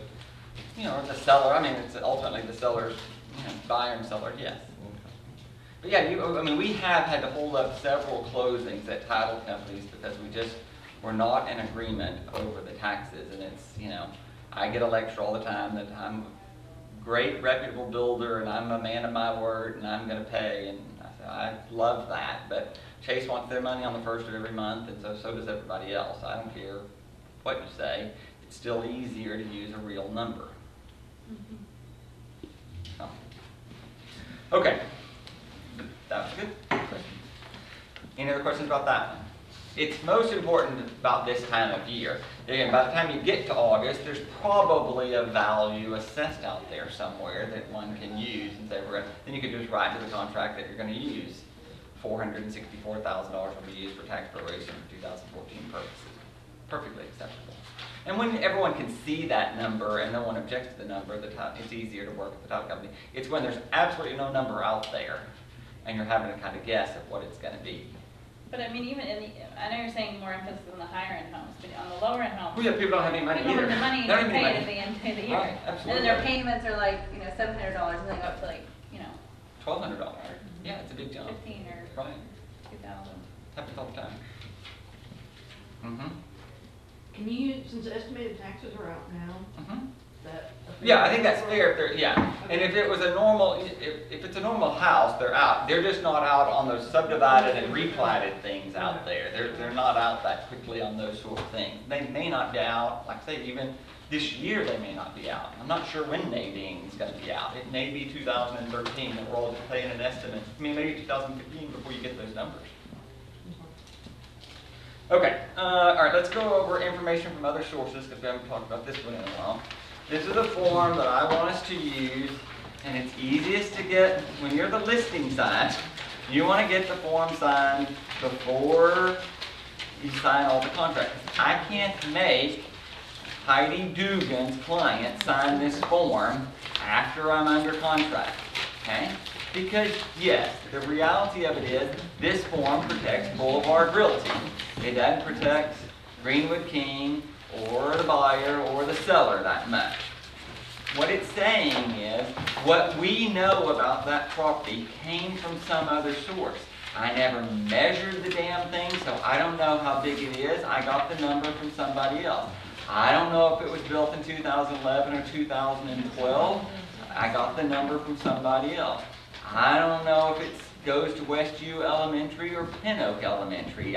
Somebody on a map one time it said this, another time it said, what I know came from another source. And just as long as you understand that, I disclosed everything I could about what I know, and what I don't know, I just don't know. I mean, that's what the form says. I'm not saying the square footage is 3,300. HCAD is either saying it is, or the seller said it was, or an appraisal said it was, whatever source it came from. So what we know about the house came from there. This helps me a lot when we sell the wrong legal description over there, and it's because HCAD had it wrong, and I want to get in a big lawsuit. You go over there and you pull out the form and say, look, they signed the form and they understood it. I didn't make up the legal description. I got it from HCAD. I thought HCAD was right, but HCAD is wrong a lot of times. So it's fairly important when we are in trouble that we have the form signed. If we never get in trouble, then it's not that important. But it's invariably when something comes up, when the lead-based paint thing comes up or the lawsuits come up, the E&O insurance company immediately will say, where's your signed listing agreement? Where's your buyer's rep agreement? They want to see the signed forms. And when they're not signed right, then we get in trouble with the E&O insurance company or whatever, which causes the rate to go up, which causes the whole thing to, disintegrate around there. So it's important that we have the forms. You'd be surprised how many times we get in trouble with the listing agreement. The listing agreement expired and we never had any extension of the listing agreement. And they're going, well, is it listed or not? Where's your proof of your listing agreement? And all of these scenarios come back 2 and 3 years later. Nobody sues the day of closing. They sue 3 years later.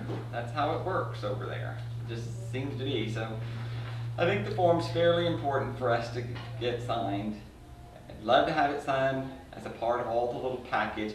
I do think those agents that put out there, the Caroline Schlimmers, submit 48 forms with your offer or whatever. I mean, it's kind of exhausting along the way myself. I mean, so I probably wouldn't want to do that. I would just start negotiating my contract and right before the end say, my office requires these forms. And then you get them signed before you return the signed contract right there. It seems to work just fine. Most offices have forms like themselves. So Cole Banker already had their forms, and they have them. And can we take a copy of their form? We can. If we have to, if that's all we get. But we'd love it if we get them to sign our own. And if they just won't sign it, it's okay. Nothing I can really do about it. Some people just won't sign forms that they're not. I can't make them sign this form because I'm not a party. It's between the buyer and the seller over there on that contract. But I mean, we want them to sign the form. And most people will sign the form. Yes? When is the best time to obtain this form during the listing process? Like right in, when the listing. I don't need it on the agreement- listing side. No, I don't need it on the listing side. I only need it on the buyer So that's- side. Yeah. I only need it when there's a buyer. Okie dokie. Any questions about any of those forms? Any little other form y'all want to talk about? Okay, same form. I mean, I like this form. I think it's fairly vague. But I mean, we try and get the form signed, but we don't have to get it signed. I care less about this one. This is the broker notice to the buyer. I think we're covered. I mean, we include it. Where it gets us again is it's one more. I mean, all this has been covered in our other forms basically by now. Of course, they have the right to inspect, so we want to make sure that, especially if someone's not inspecting, I want the stupid form signed, but most people are going to make them go inspect or whatever. They understand that I did measure the house over here, and the information is going to go on the multiple listing service. I mean, this is what it's basically saying. There again, this is protecting us. I like the form signed, but I really, really, really want the information from other sources signed. Okay, but that one at the top says sign when you start working with somebody. Don't need it. Okay, Don't need it. all right. Just need it my own buyer. Okay. But it's an and/or for us. It's an angle for us. Okay, we'd rather have that one. I need the information from sources. When we have a listing, Uh-huh. do we want the other buyer to sign this too? When we have a listing and you're the listing agent? Uh-huh. Absolutely. And when we have a buyer, we want them to sign it too? Absolutely. Okay. Yes, that's what Yes. So When there's a buyer, Okay, no matter, okay. no matter what. I don't need it if you're going on a listing appointment. I don't need the listing, I don't need the seller to sign this to get a listing agreement. That's not what I really care about. It's the square footage, it's the age, it's the failure to disclose the fire, or the insurance claim, or whatever it is. I mean, there's things like that that get me in trouble. The wrong address gets me a lot. Be surprised. You are wondering about that. I'm going to show you all again. I had to pay taxes on the wrong stupid house because of that whole next stuff last year. Okay, let's go over the HUD next. This is really on tomorrow's list, but I think we have plenty of time to cover this deal because we haven't covered the HUD lately. So let's start with the settlement statement. We just randomly picked one. This is from 520 Omar. If you haven't gone to a closing with me and you are new or need a refresher, you should probably come to a closing with me. We use Commonwealth because in theory, they let me do the closing. So I mean, when you go and you observe how I do it, you're going to realize it's never going to work that way anywhere else in life. But in reality, they hand the forms over to me, and I do the closing, and I explain the forms, and people hand it right back to me, and they stand there and they notarize it. So I am a very good closer. I have closed thousands of houses or whatever. I'm very familiar with the forms. I got into this habit. My average client was a young lawyer, and the title company would explain it to them, and they would stop and look over, and I'd have to re-explain it one more time. If I'm going to have to re-explain it, I might as well explain it the first time. And so, now, if I'm doing Tangley or whatever, I'm probably not going to go close for Heidi Dugan's client. That's probably going to be stretching it a little far over there. So, I mean, I'm going to just close my clients, and we're going to say hi and bye to Heidi, and then let the title company go over there. But you should probably come to one of the closings because it's unlike other closings that you've certainly been to. But I'm saying all that, I know the closing forms very, very well. I'm used to them. Even when we had, you know, when I go to another title company, I mean, in not Commonwealth, they're still going to hand me the forms. I'm going to explain to my client, unless they just really are really particular. Most of them are very happy to have me close. I did one the other day for Apollo or whatever, and it worked just fine.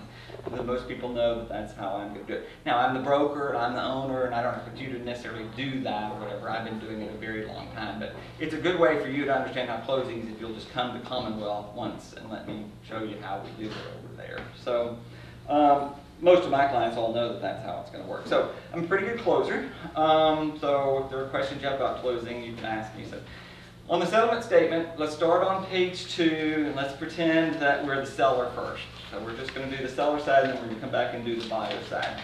You're starting on page 2 because the summary of page 2 is going to go back over onto page 1 in just a bit. So, and I'm just kind of glancing this, you know, we're going to go over it. So the commission over here on the left, I'm kind of always glancing to see, you're always wondering to see did any side discount one way or the other. That's what I'm looking for. No one discounted over here, so we're taking out the 6% from the seller side on the right. Then you're getting, this is the mortgage company section, 800 and 900, so there's nothing over there for the seller side. There. Then it's the interest for the rest of the month, that's just the buyer's side. So you go down to the 1100 line, which is the title company fees. So in this transaction, Texas American Title only charged the seller $89 for their portion of the fee because they're going to get charged on page 1 for the balance of things. And then the basic escrow fee was $350 probably for each side over here. So the seller had to pay $350. No other fees to the sellers till we get down to the home warranty. Remember, it was 800 and something in that contract that we looked at yesterday. So the actual fees were $756. And that's all that they could find to charge to the seller, so it didn't really cost the seller as much as we told them. We basically told this seller, you know, their fees are the 6% and a little less than 1% for the total of the fees over here. Okay, so this $53,000 comes over to page 1, and the right-hand side is the seller's again. So from the sales price at $872,500, we deduct then the $53,000, the payoff of their existing loan. So we went to close here on the 14th. If they had made a mortgage payment on April 1st, remember they were paying then the interest that accrued from March 1 to March 31st. Make your payment April 1, you're still going to have interest due from April 1 to April 14th, okay? I was paying a month behind with your payment.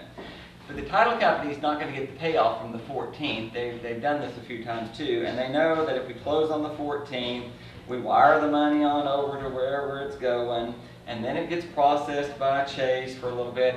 So they're going to collect probably 5 to 7 days more than the actual payoff on the 14th, because it may not get credited to this my seller's account until Tuesday the 20th.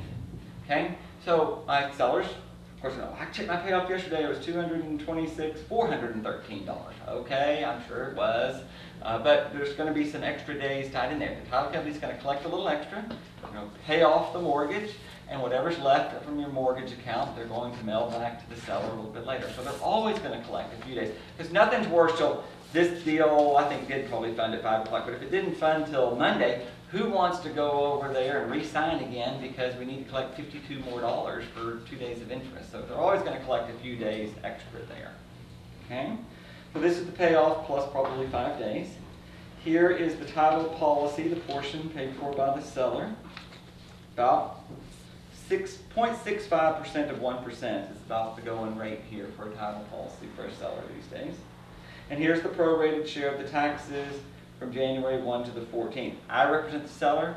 I didn't mention anything about the taxes. I think these people probably should have negotiated for last year's tax rate plus 10% myself, because we all know the taxable value of this house went up, and we haven't really collected enough taxes from my seller. So I mean, we all know that, so I mean, surely these people could have done something, but they're a relocation company, so who really knows?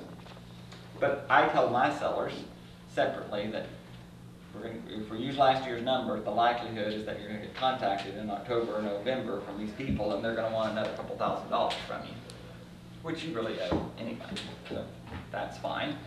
So my guys got $584,000 wired into their bank account.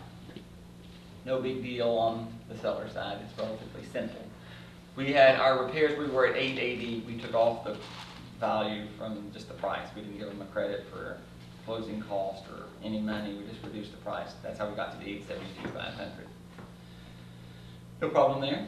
Seller side's pretty easy. All right, go to the buyer side, and let's start back on the 3rd page or whatever, which is usually just interesting.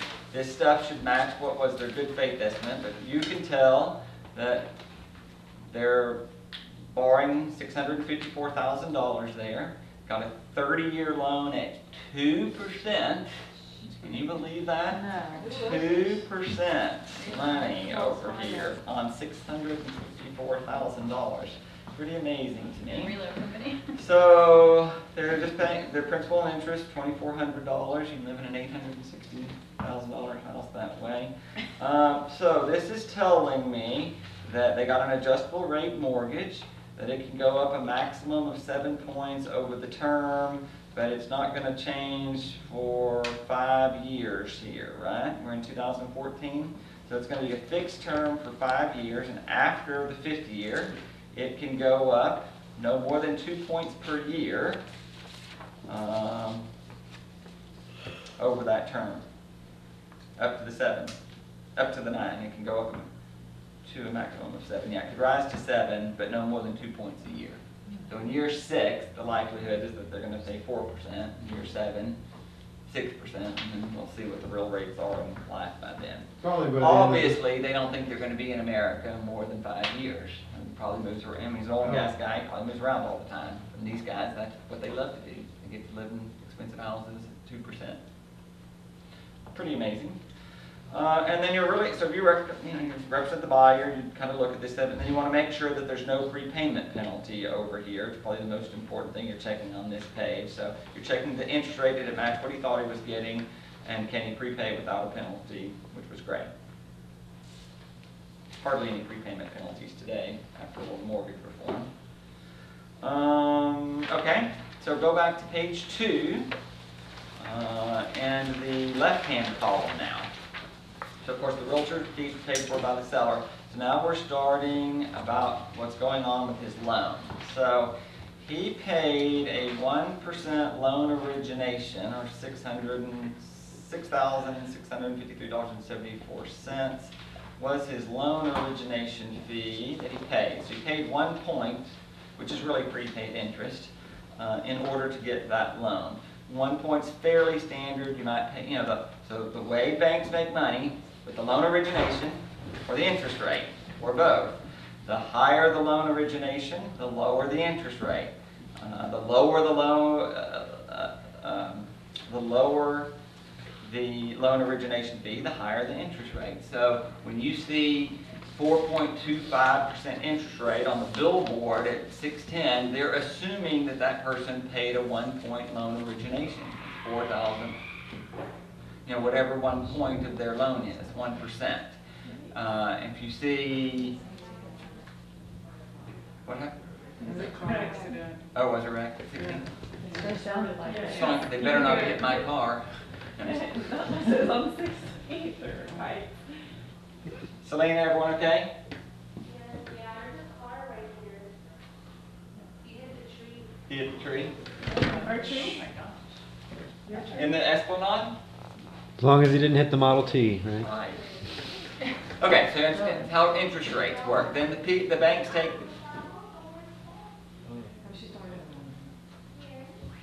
He didn't hit a mailman, did he? Okay, 1 point loan originations, fairly common. Would have been interesting to see. We could calculate how long it would take in interest to pay this $6,653. If you're only going to, he probably could have paid no origination, would have saved him $6,000, had a 2.25 or 2.5% interest rate, raised his rate $40 a month, and it would have taken 17 years to pay $6,650. Typically, you're better off with a higher interest rate and less loan origination, because this is prepaid interest. But you see what I'm saying? If the interest rate, we could calculate it real quick and see what interest rate. 7 years, though. 7 years? Yeah, 7 years. Yeah, so he should have taken less origination and a higher interest rate if he's only going to be there for 2 or 3 years. I mean, it doesn't make sense, in my opinion, at this interest rate. Now, if it was 7.5, you go from 7.5 to 8 or something. When I started, 1 point loan origination, I mean, the difference in interest rates, you could buy a point down of the interest rate, because it was 7.5, and you could get it down to 7 or whatever by paying a 1 point fee or something. Interest rates are so nominal now that nobody pays down a point of interest anymore, but at some point interest rates will rise back up, and we'll be seeing that more. So yeah, he probably should have not done that, but I don't represent him, so I don't really care. But you should probably pay attention, because like Taft, he's always offering people the option of 1 point, half a point, or no point.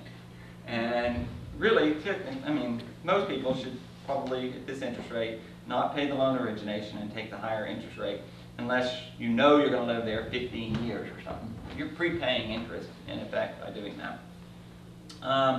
$725 for his appraisal, that's ridiculous. They screwed him on that, but he probably gets reimbursed for all these fees anyway, so it don't really matter. But the normal appraisal is probably $450 today. It depends on the 450 to 600, 600 for over $1 million. Okay. And here's his credit report, $22 over there. They charged him, so probably not too many fees in reality. So those are all direct fees coming from the lender.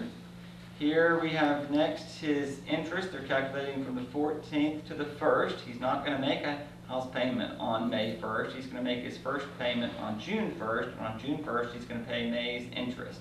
So they went ahead and collected from him the stuff for April already up front. That's why a lot of people, especially the less affluent ones, want to close towards the end of the month, because they're prepaying that month, you know. So we all used to try and close on the 30th and 31st when we were selling $99,000 houses over there, because nobody had any money. Let's try not to sell to those people anymore, and it really shouldn't matter whether you close in the middle or the end. Mortgage insurance, and then here's his homeowner's insurance, $2,900 for an old house with a garage apartment. That's probably about right. It's probably a pretty good rate.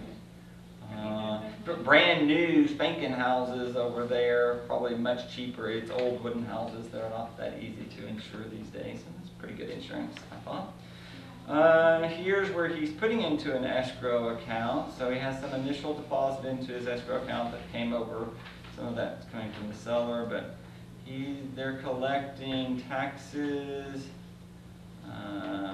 $1172.83 a month. So they collect, now see what's falling? I mean, I never paid this. So they're collecting from him $1172. We're all smart enough to know that we just closed on April 14th, right? So that was January, February, March, and half of April. But the credit from the seller was only $2,600 over here. So his mortgage company is collecting taxes on a higher number. They're probably collecting on $865,000. But he only got credit from the lower value, which is probably $500,000 or $600,000 that the sellers were paying over here. So already, right? So that's nothing. That's like nothing. That's nothing. So we can already tell that either they're collecting high or we didn't credit enough. It's one more flag to me that there's going to be some problem at the end of the year somewhere. Probably didn't credit them enough. Everybody see that? Okay. Homeowners insurance, $243. So the homeowners insurance, they have a very strong lobby at the Texas legislature, so you pay 1 full year up front, and then your escrow account normally another 3.5, 4 months up also. Okie dokie, so that's what's happening in his escrow account there. Next we're coming to the title company, charging him $744 to come over there to Texas American Title. And then he's getting charged for the title policy, but he's going to get a direct credit for that sort of thing. A lot of these things, this is a relocation, so it's kind of odd over here. See this line 1107, the agent's portion of the total title insurance premium. I mean, I'm sure they collect, this is Deborah Height, I have worked with her a time, but these relocation, remember she's probably having to pay a portion of her fees over here, so they're probably collecting directly from her over here somehow. I don't know how that's going to work, how they charge these sort of things. But here's some additional fees over here that could be being paid by the relocation company, or they're being assessed to somebody. Recording fees, 124 is based on the number of pages over there, so that's all fine. And here's his new survey on line 1301, and then really, here was that was the summary of his survey. 405 is tax fees and his flood certification equal to 529. So his fees of $24,000 come over to page 1 and are added to the sales price. So he owed $896,000, he put up $15,000, got a new loan, got a credit of his titles policy, some lender credit, and here's something direct credit from the relocation company. So who knows how they arrived at that number. And then his portion of the taxes, that was a direct credit from the seller. Yeah, so there said last year's taxes were $9,400, but over here they're collecting 1172 times 10 is 11,000, 12,000, 13, almost 14,000 from the borrower. So probably not going to go up that much for 2,000. He'll probably get a refund back from. So he'll get some money from the seller, and he's going to get money back from his escrow account at the end of the year. They probably collected too much. Yeah. Who knows if anyone explained any of that to him or not? But I'm just telling you he is. So yeah, so he had to come up with $210,988. But you can tell a lot of things from these closing statements. I mean, you tell, the lending side, the tax side, the insurance side. I think they're always fascinating. Nothing too odd about this one though. So now when I get them, I'm glancing at all those sort of things to see if they're in line. To see, this one was very simple, but a lot of times these lenders, not all ethical and fair. So they're screwing some of these people with these fees a lot of times. Less of that today than there used to be also, as the industry is more regulated. Pretty easy settlement statement here. Any questions about settlement statements? HUDs? Notice the same thing. Title insurance? Title insurance? Can you, if you can, because I don't get it. You don't get it? No. On the endorsements that you can buy on title insurance, Okay. for like shortages in area. Sure. And what's the other one? There's like They would go and check and make sure that the house is vacant. If the title company goes and does an inspection, they're going to charge you 5% of the title policy for that, and 5% for the boundary and coverage. So if we had any title commitment at the back on Schedule C or D, I could go show you what that's like. But yeah, so if you're buying a normal lot and block, like we talked about yesterday, the title company has no idea how big that land is one way or the other. They only know about the legal description and what's recorded at the courthouse over there. If you want them to guarantee that it's a certain size, then you have to pay for that coverage where they would then verify the boundaries based on a survey or plat map or something of that nature. So if you're buying a lot and block, I think it's a total waste of money.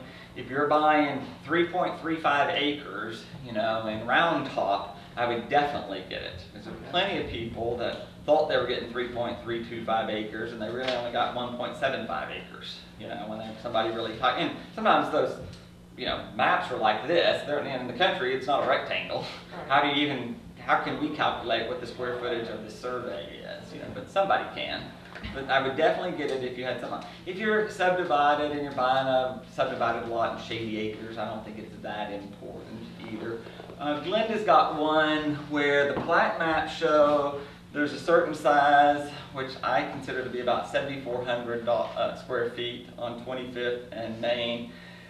He has a tax on his HCAD, it says $9,600. We think, in fact, he's been paying taxes on too much land. He claims that he owns part of the alley that's abutting the property that I don't really know that he does or not, but it's just a big old mess over there. And so we're telling him the same thing. Let us open title, let's go get a survey, and let's go figure out what you've really got here, because it's basically a piece of land. I don't know to tell people if it's 7,600 square feet or 9,600 square feet. So we've got to go figure it out somehow. But that, definitely in that kind of scenario where someone thinks they're buying 9,600, the plat map shows 7,400, we probably ought to figure it out that quick. And then that other deal is literally to make sure that they see that it's vacant, they guarantee that it's vacant. Who's going to have the title company go and do that sort of thing? Because it seems like in the last couple, or I don't know if this is particular title companies, They're trying to upsell their coverage. Right, so that's They're all trying, it is, they're just. it's a profit center. It's like selling another home warranty or Well, a something. couple of them, it's like, you don't opt in, you opt out. Well, we don't need it. Yeah. You don't need it in 98% of the scenarios. Good question. Good question. Miss Mary Ann, any questions? Bill, do you learn anything? No. No? You knew it all? Oh, have I learned anything? Yeah, do you learn Oh, anything? yeah. Okay, good. Okay, so tomorrow we're going to do an inspection report, a termite inspection, negotiating repairs, estimating repairs, kind of go down that path, and then dealing with real estate 2014, multiple offer situation if you're the buyer, multiple offer situation if you're the seller, how to deal with buyer frustration, how to deal with seller fatigue. I mean, we're going to take up some of those issues. It is very common for people to, I typed about 9 responses that I was going to send you, and I thought you were going to cry over every one of them, so I did not send them. But I mean, of course, you're experiencing what many people are experiencing, and those buyers do have to often miss out on 10 offers. You're competing, this is the way you have to think about it. Your people have lost 5 now. Right. The people that got it probably lost 10, and that's why they're willing to pay $20,000 and $30,000 and $40,000 more than you are. She did pay.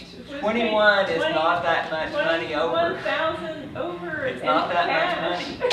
All Not right. that much today, in today's deal. 20,000 over. My clients just did 30,000 over on a $300,000 house, and And they they still lost didn't it? get it. That lot on Sunset, that was It's so 780. Very The lot on frustrating. Sunset, And what I block? ended up in Sugarland like Uh, 3 weekends in a row. The 1900 block. So it's in like Southampton? So it's 7,500 square feet. They listed for 780. There's a house, but you couldn't even go in the house. So we offered $830 cash, and they countered back the highest and best. $20,000 non-refundable earnest money, no option fee, seller stays 60 days, no rent back or whatever, which was fine. We went back and offered $840. We didn't get it. So then we said we want to be the backup. And they said 910 will think about you being a backup. Wow, why are the prices so low? You think they were just testing the market? I think you just throw a number out there and see what happens. Well, let me ask you this. As a listing agent, and you know there's probably gonna be a multiple offer situation, are you obligated to go back to everyone? No, you're that's submitted definitely an not offer? obligated. Okay. You're obligated to do what's in the best interest of the seller. Okay, well, And that's what I thought. often, I would never go back to everyone. I mean, who can keep up with that? I mean, on Tangly, I say, I had a damn chart to You had like explain to the 25, seller, yeah. you know, and you're going, here's this agent, it's thoroughly confusing. You can lose all the offers, you know, and sometimes it's easiest if you went on 15 dates and would you go back on 15 second dates, or would you probably just go out with the one that you had the best time with first? So it's Yeah. easier sometimes, just the highest and best people that started are usually the easiest one to deal with Well, my versus the sister ones. had a listing on Columbia, and, you know, someone submitted an offer. They should have waited and taken a higher offer. They had bad, But they wanted out. They were done. They were And like, they we got a want good this. deal. We want you to work with this agent. We want this offer. And so the other agent who had submitted the first offer was so pissed. I mean, like Well, she then called her get over it. broker and. all of that. You're under no obligation to counter back all those Even people. the And they the got buyers called the broker. and- 70,000 over the asking price anyway, right? It was a lot. Yeah. Yeah. But it, you know, and she was like, I'm sorry. And she called me asking me, because I've been doing this longer than she has. and I You're under said- no I said no. obligation to counter everyone. You're under no obligation. You have no obligation to any of those agents other than to treat them honestly and ethically. You have to do what's in the seller's best interest. Right. You know, and often I say we can counter all these people, but we could risk losing the best one by doing that. Why don't we just stick with the best one or whatever? Right. You know, so typically that's what I would do. What if you are the best offer and they don't go with you? Well, they're under no obligation to do that either. You never know what the best offer is. Right. Same thing, I mean, just like that, you know, 7.5, they took, my offer was less than your offer. Mhm. They weren't under any obligation to take the higher offer. But yours was all cash, right? Yes. Wait, Yeah. I mean, you never know what the best offer, I mean, same thing, if on 9th Street, I would have preferred that we just take the Amanda Anhorn offer versus Doris somebody from Coldwell Banker that's 99 years old, that's never sold a pier and beam house. We wouldn't have this stupid engineer over there at 1 o'clock on the 2nd floor in the master closet, because we would all know that Amanda would tell them, got the 1st floor and you got the 2nd floor. And the 1st floor is perfectly level. What are you going to do over here to get the 2nd floor? Closet, something in the middle of the kitchen. We're going to put let's add on top of the island. Let's just go ahead and put us a beam there and jack up the middle of the closet 1 inch. Let it go. So sometimes we will take a more seasoned agent or an agent likely to untangly. I mean, I don't know how many of those people we hype. It's a piece of shit house. I know, I wouldn't buy that thing. We understand, I'm not giving you a dime for repairs. It's rotten wood. It's a piece, it's a piece of crap. I understand. And so could have gotten a little more money. I thought Heidi thoroughly explained it to her clients that they were getting a piece of shit and they wanted it that bad, and it's fine. So, the highest isn't always the best, I don't think. Just kind of depends. But I mean, what if it does show up on the thing as maybe intermediate?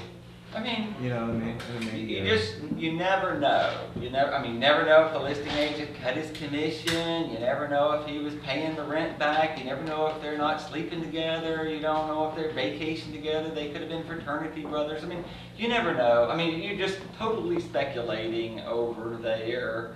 A lot of people, find it easier to deal with someone in their same office. It's easier than getting in a conflict and having to call another broker. So sometimes inherently the listing agency does have an advantage.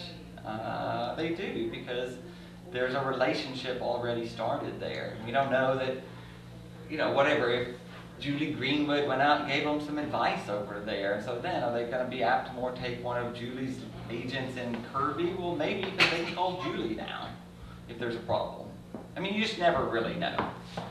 It is very frustrating to represent buyers in 2014. It's very frustrating, and it isn't going to get any easier. You need a little bit of luck. You got to broaden your vision. I mean, that doesn't happen on a house that's been there for 35 days. So you got to go look at some house. You ought to hope that be a backup. You'd be surprised the number of people. Probably 33% of the transactions now, the buyers get remorse because they think they're overpaying. So the guy who is in the backup position has a very good chance of getting it where you never would have gotten it 5 years ago. So encourage the backup. Except they put a $15,000 earnest money that they wanted in there. But they're not going to cash the check because they can't be under contract with 2 people at the same time. So, and then if you had an option period, you're going to get the money back. No, I meant that they're probably not going to back out if they paid $15,000. But a lot of people do that. I mean, they just it makes it sound like it's enticing. You can put $100,000. $50,000. It wouldn't make any difference when it's refundable. So some people, same thing. It's a strategy to get your offer accepted. Let's offer them $50,000 earnest money because it sounds like it's really, really good, but it's all totally refundable. They get their money back the next day. So that's what people do. They put up more earnest money, but it doesn't mean that they're really going to buy the house. Well, we did ask for backup offers. You did? Yeah, I mean, I would not discount being the backup. You'd be surprised. The first people that really got 9th Street back out before they turned in the earnest money. I mean, they got buyer's remorse before they could get the check over here. And it happens all the time. People get in these bidding wars and they think they want it, but what they really want to do is spend their option fee to think about it. So, all right. Very good. That's all for today. Tomorrow, 10 o'clock. Thank you.